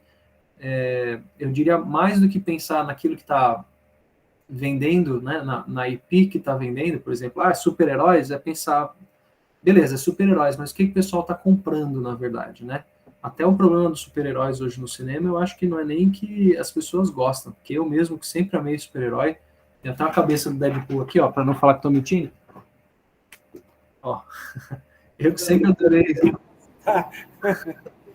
Eu sempre adorei super-herói e não aguento mais assistir filme da Marvel, porque eles são todos iguais, né? Mas eles continuam fazendo esses filmes porque é uma propriedade intelectual que já é conhecida, todo mundo conhece o Thor e vai querer ver lá o 5º filme do Thor. Então eles sabem que vai vender, aí eles continuam fazendo mais do mesmo, né? Troca ali uma coisa em outra, mas no fim acaba sendo a mesma coisa. Até porque, Marcelo, eu acredito que até a manipulação do ator aí, do personagem, é até mais fácil, né? Você consegue trabalhar bastante história, né? Sim. O aluno André, né? Aluno qual perguntou? O Daniel, perdão. Ele pergunta para você qual que é a linguagem, vamos dizer assim, a linguagem mais eficiente para desenvolver games. Se você pode usar Java, C Sharp, o que você... Ótima pergunta. Então, Isso vai depender muito da engine que você vai escolher, né? Então, a gente tem duas grandes engines no mercado, ou motor de jogos. Uma delas é a Unity, e a outra é a Unreal. As duas são ótimas, tá? Meus jogos hoje são todos desenvolvidos na Unity, mas eu, pessoalmente, tenho focado bastante em aprender no Unreal, que eu acho que ela hoje é superior do que a Unity, talvez isso mude, mas acho que hoje, se eu fosse começar um jogo, eu começaria na Unreal com certeza. E a linguagem, então, mas no Brasil, o mais comum é Unity. Mas isso está mudando, né? Só porque era melhor, mas as duas são grátis. Inclusive, eu acho o modelo da Unreal um pouco mais apelativo para o Brasil, porque você só paga eles depois que você vendeu coisas, né? Enquanto a Unity, dependendo do tamanho do seu escritório, mesmo que você não tenha renda com jogos, você tem que pagar já, acho que é 10 mil cada licença, é uma paulada. Mas você pode desenvolver grátis por um tempo, tem aí uma gray area. Mas então na Unity você vai precisar desenvolver em C#, então é isso aí, C# para Unity. E agora eles têm um sistema que chama, acho que é Lightning Bolt, alguma coisa assim, que é de programação visual dentro da Unity, então você fica mexendo com umas caixinhas assim e liga as coisinhas.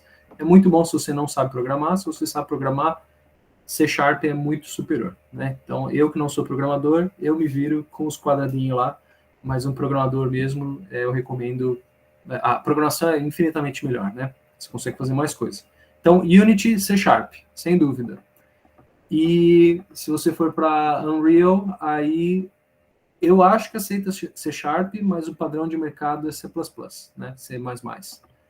E eu diria que, assim, independente da Unreal, se você for olhar aqui no mercado AAA, é C++, não tem C#, sendo desenvolvido aqui no Canadá, pelo menos que eu tenho conhecimento, né? Aqui no Canadá, jogo grande, eles são normalmente feitos em C++, porque é uma linguagem mais rápida, que ela é mais próxima do computador, né? Como é que chama? 1 e 0. Bom, anyway. Mas outras engines vão ter outras linguagens, né? Mas eu diria, se você quer estar pronto para o mercado brasileiro, C#, provavelmente você vai ter mais opções, porque todo mundo desenvolve em Unity, mas se você tiver para aprender do zero e não tem por onde começar, eu pessoalmente recomendo a Unreal, que eu acho que é uma engine fantástica. O aluno, qual é o nome? Daniel perguntou se vocês usam Gestalt. É importante se seria só para dados. Se é muito importante ou é só para dados? Então? Gestalt, o que é Gestalt? Um banco de dados, é isso? É psicologia de visualização. Ah, tá, sim. A gente usa Gestalt, sim, especialmente na parte de level design, né? Se for o Gestalt, eu estava pensando que são os conceitos lá de design dos alemães, lá esqueci o nome da escola alemã lá antes da Segunda Guerra. Sim, a gente usa Gestalt o tempo inteiro, viu? Tá respondido? Certo. Marcelo, agora faz uma pergunta minha. Alguém tem mais uma pergunta? Não? Fala. Como? Perdão, fala mais alto.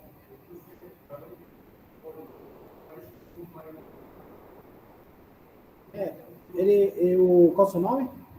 O aluno Lucas está perguntando qual o maior mercado mesmo, assim, de país. Qual país tem mais potência? Estados Unidos, China?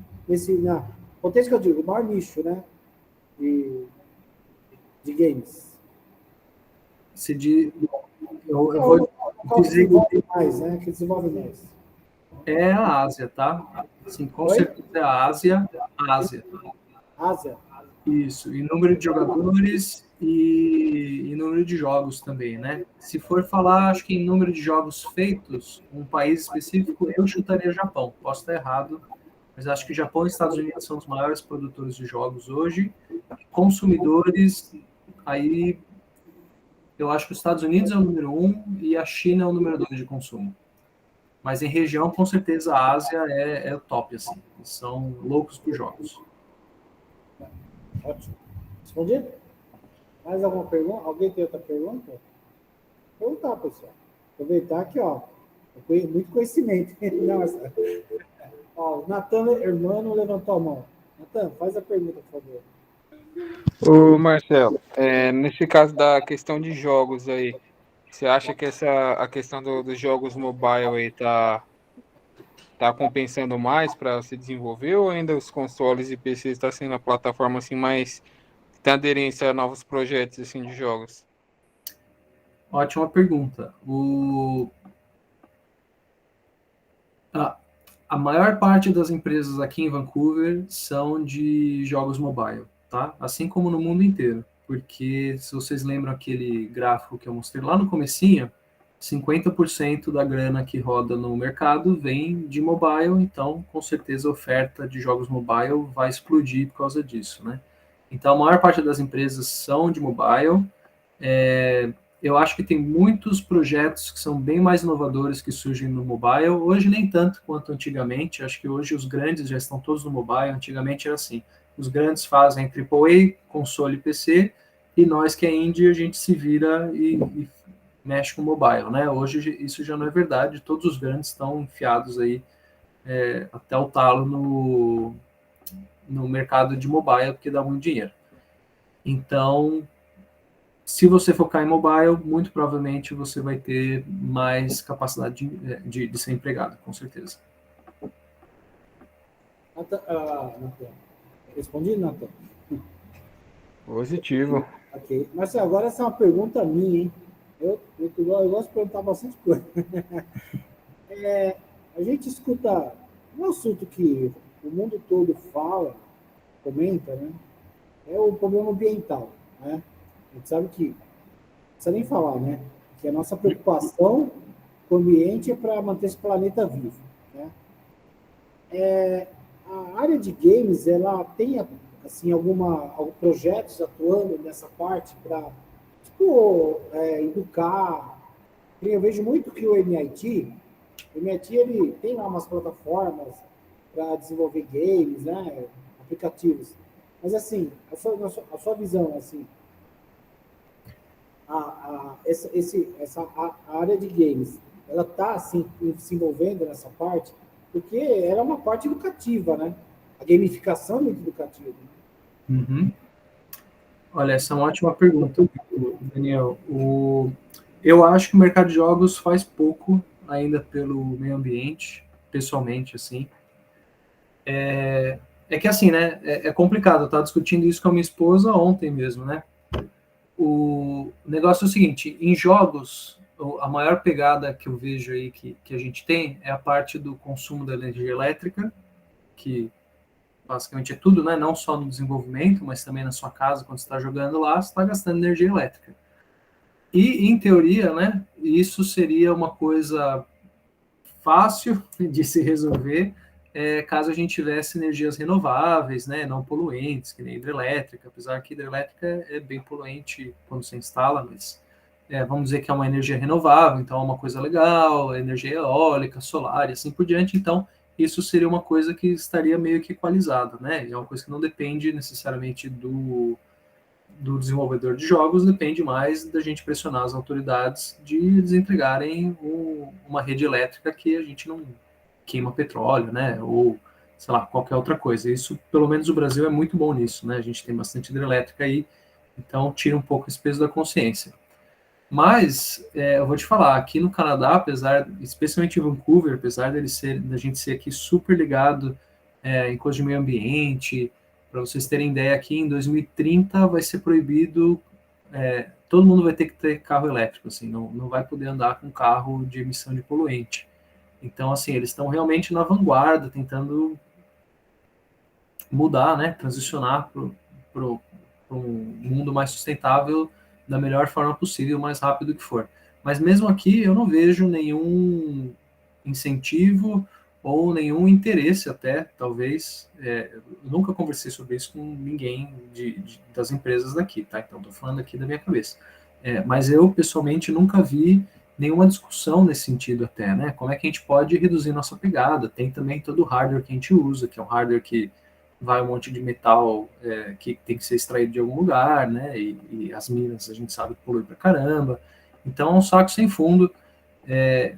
Eu, pessoalmente, até acho que, na verdade, a gente está lascado, que a gente não vai sair dessa, porque precisa que todo mundo se una, e a gente viu que nos últimos 2 anos aí que a humanidade não se une nem por causa de um vírus que está tentando matar todo mundo, né? Então, vamos ver se a gente consegue se manter vivo, porque o planeta vai continuar, a gente que vai perecer, né? A sociedade, pelo menos, que vai perecer.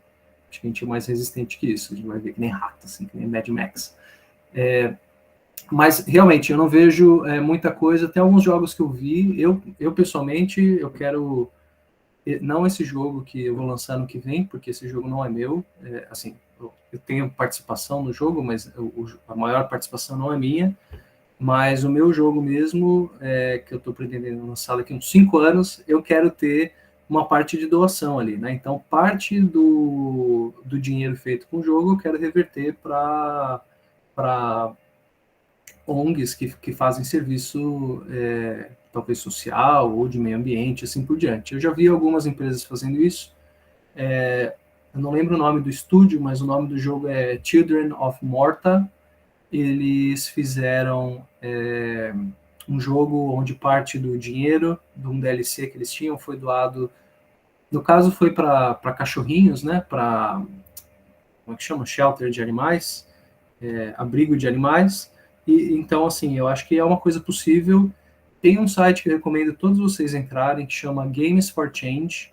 É uma instituição que todo ano premia jogos que discutem assuntos que não são mata-bicho, né? Então, o jogo ele tem um cunho, talvez, social, tem um cunho de educar sobre o meio ambiente, ou qualquer coisa que seja, alguma coisa seja for change, então alguma coisa para mudança, para o bem, eles premiam esses jogos. Então, todos os jogos que pelo menos estão de alguma forma preocupados com entregar um meio ambiente melhor ou um meio ambiente não tão devastado para as próximas gerações, com certeza você vai achar eles nesse prêmio que é o Games for Change. Você também pode digitar G4C, Games for Change, né? No Google, com certeza você vai achar o site deles. Ok, Daniel. Daniel não, Ixi, deu microfonia aqui, desculpa. Eu tô usando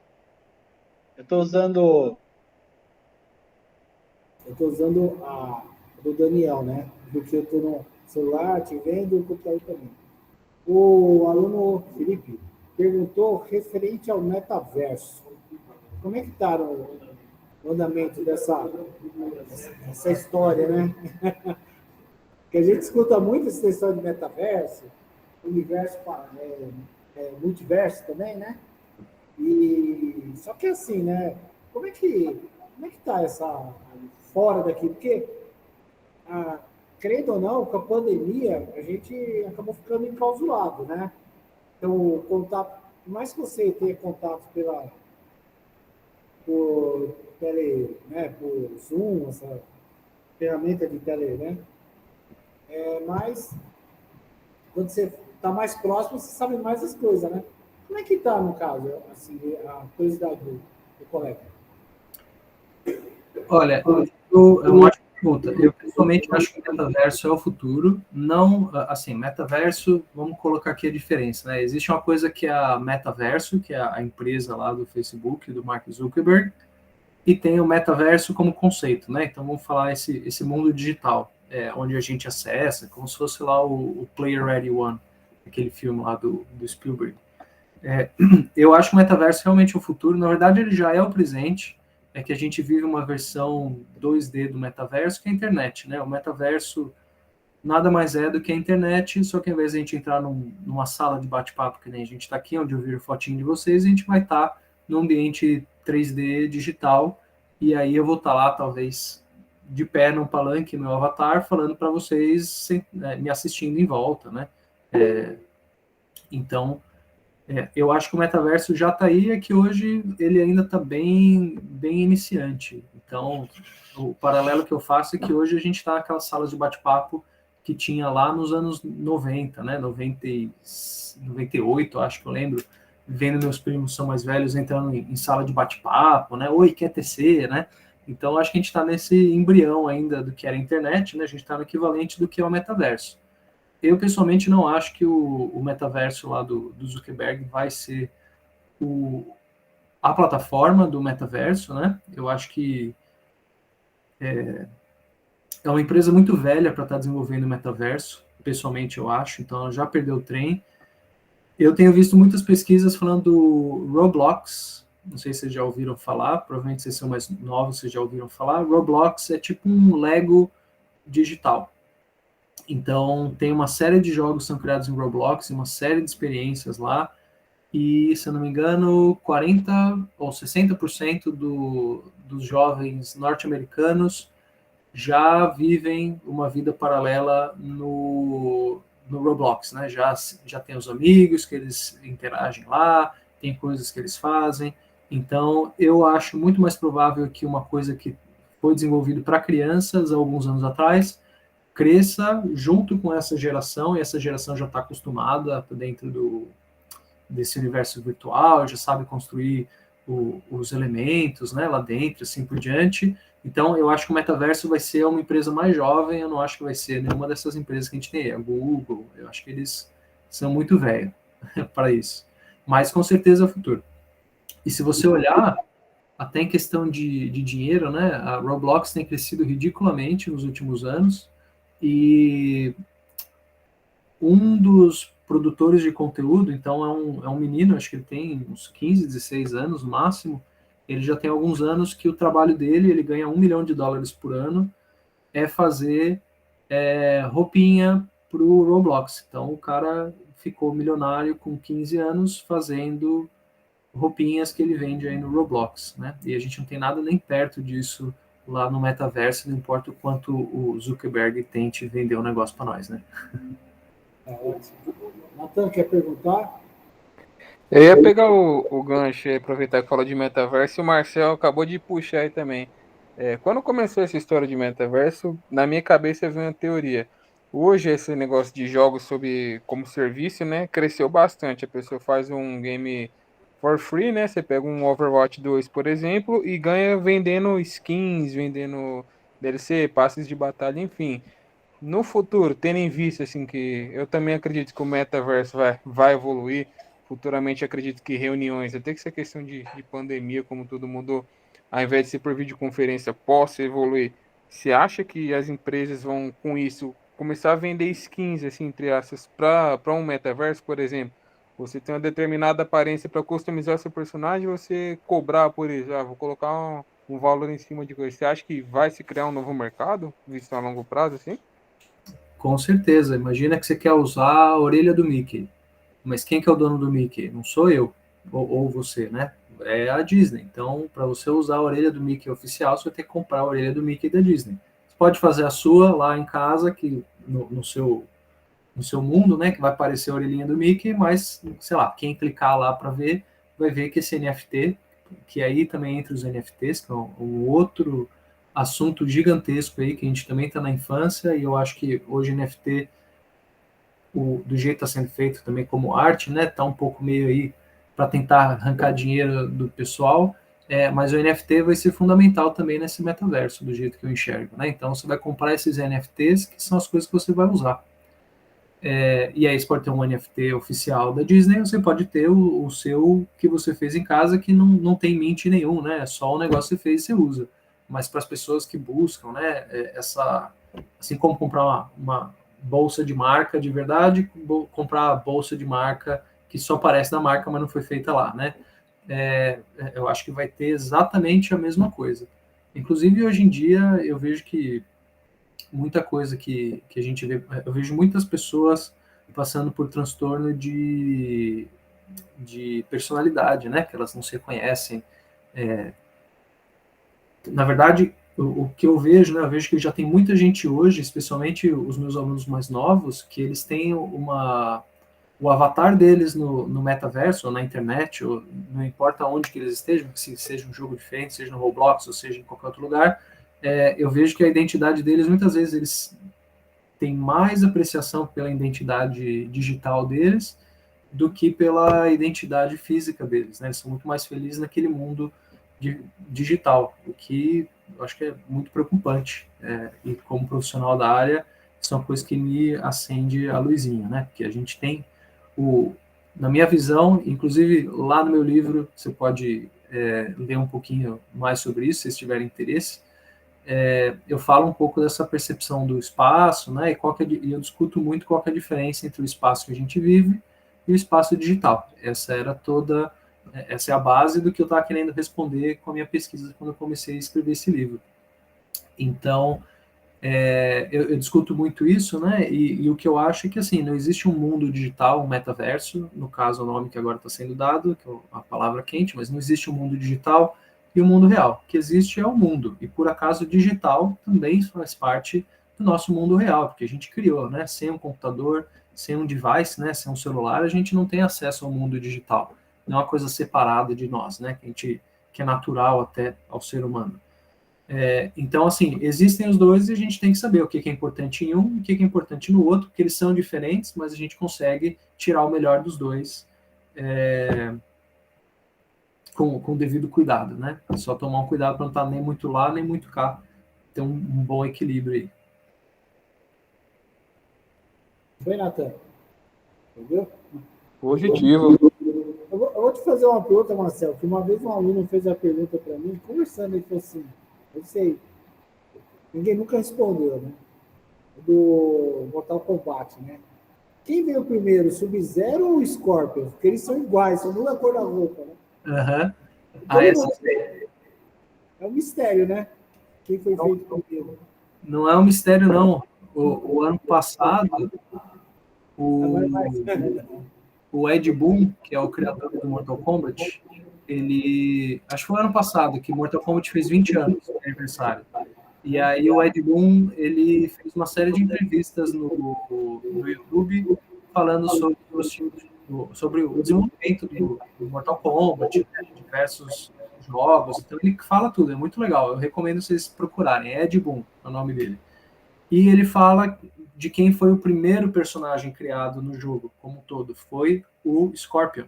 Então, quando eles estavam testando o jogo ali, o processo de criação de jogos é uma coisa de muita tentativa e erro, né? Então, eles estavam testando ali vários personagens e o primeiro personagem que eles falaram, pronto, tá aqui, ó. É isso aqui que a gente quer, esse personagem vai ser o exemplo para todos os outros que a gente fizer. Esse personagem está muito legal. Esse personagem foi o Scorpion. Então, ele é o primeiro personagem da franquia. Muito bom saber essa resposta, não tinha, não. Porque eles são iguais, né? Você olha assim, eles são iguais, que muda a cor, um evento, assim, que ele tem diferente. Eu lembro que muitos alunos falavam assim, pô, mas quem que veio primeiro, né? Porque quando você trata de Java, você sabe disso, claro, tem um grande conhecimento, você tem aquela parte da herança, né? Herança direta, indireta, né? Uhum. E alguns, eu já vi o professor falar isso, pega lá um personagem lá, você tem lá um que é parecido, então uma herança do outro. Aí um dia rolou um assunto desse, aí o aluno falou, mas qual que veio primeiro? Eu falei, olha, eu não sei. Agora nem sei jogar direito. Eu vou pensar, agora já tenho a resposta. Vou repassar. Então tá bom. Natan, quer perguntar? Na verdade, é mais uma ponte, uma curiosidade. Seguindo esse raciocínio aí do Scorpion e Sub-Zero, eu não sei se foi o Noob ou se foi o Rain, mas um deles surgiram por causa de um erro na paleta de cores, né? Que apareceu o personagem com a cor diferenciada, que a pedido dos fãs acabou que virou um personagem jogável mesmo, né? Com história. É isso aí. Nessa entrevista aí ele conta, eu acho que é o Noob Saibot, ou até o Reptile, que agora eu não lembro, que eu tava vendo outro dia que o Reptile é o primeiro personagem, o primeiro, o Mortal Kombat 1, eu acho, que tem um Reptile escondido, é o primeiro jogo com uma câmera secreta. Mas teve esse negócio do bug mesmo aí, que era a paleta de cor, deu pau, e aí depois virou personagem, né? Virou um ninja de outra cor. Mas muita história, 20 anos, né? Você pensar, Mortal Kombat parece uma coisa babaca, mas putz, já tem 20 anos, né? É parte da cultura já. Oi? Só um minutinho.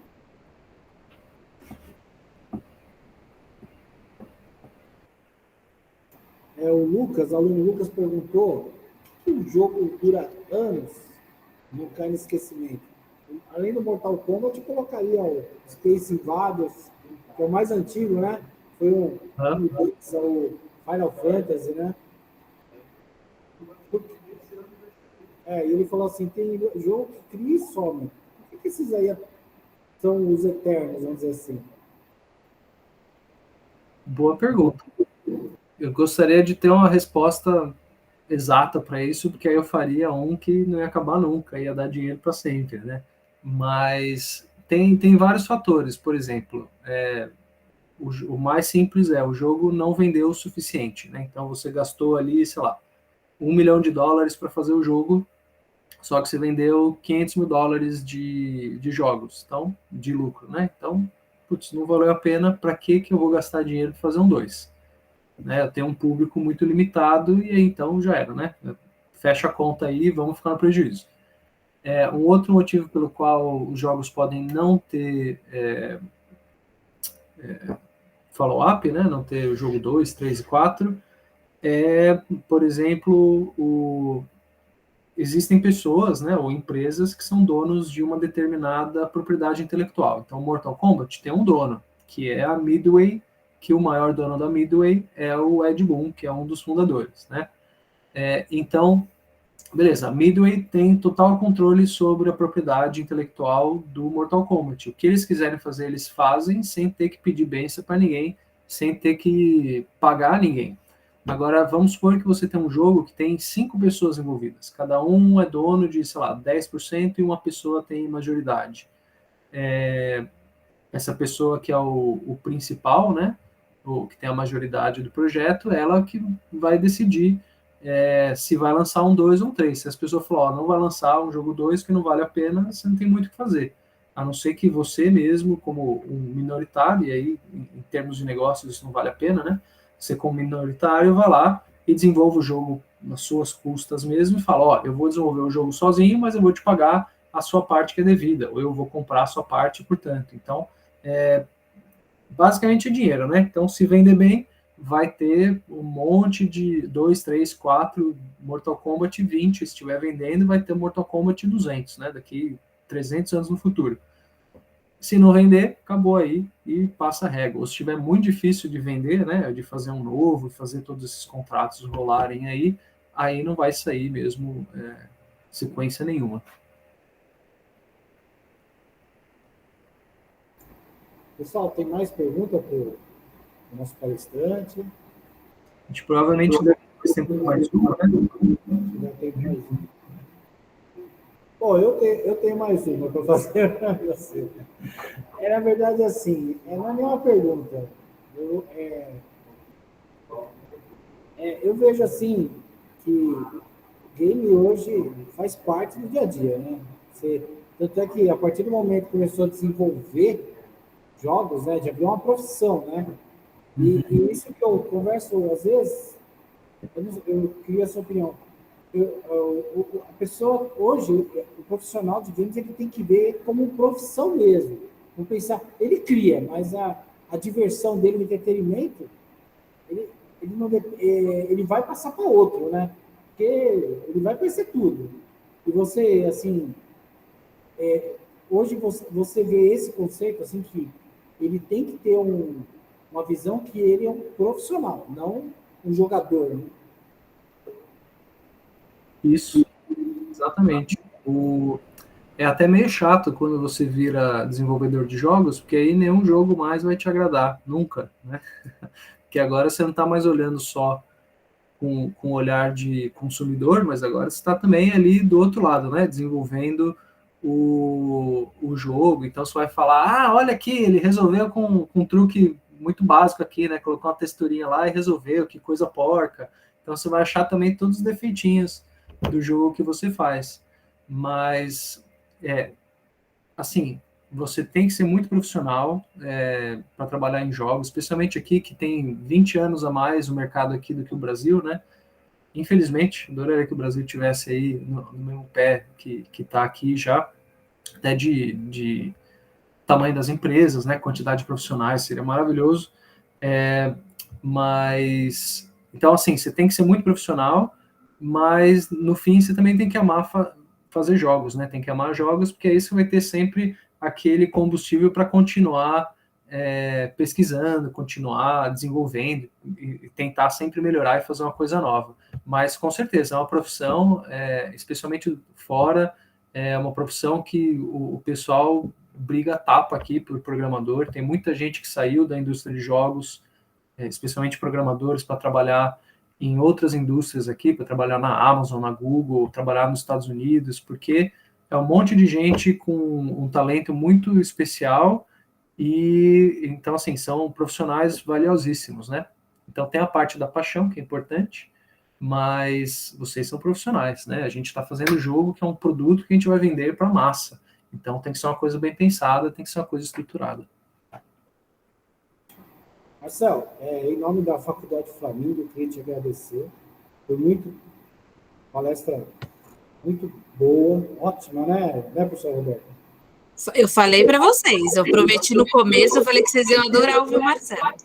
Não, realmente foi uma quantidade de conhecimento. Eu sinceramente,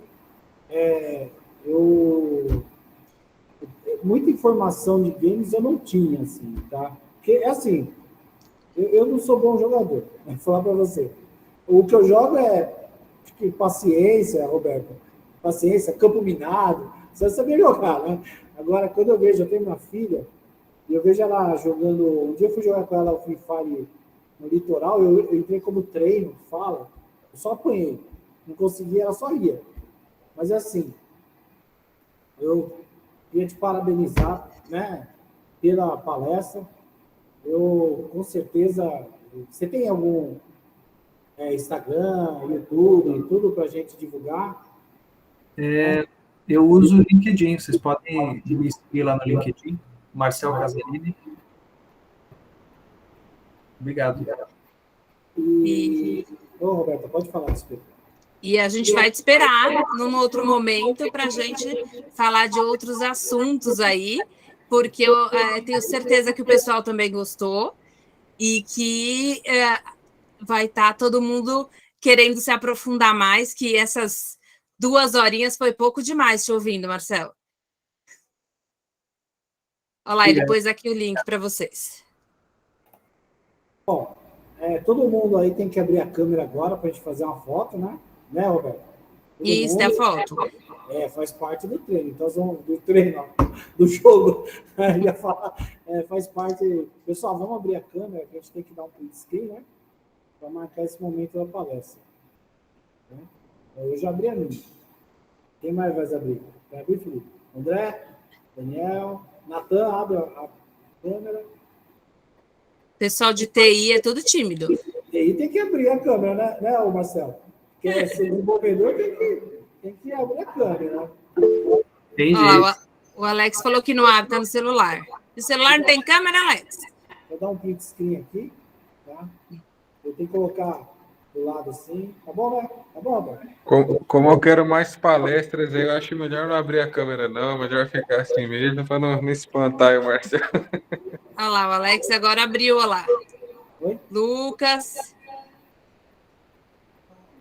E só uma perguntinha aí, Marcelo. Como é que tá aí? Tá frio ou tá calor onde você tá?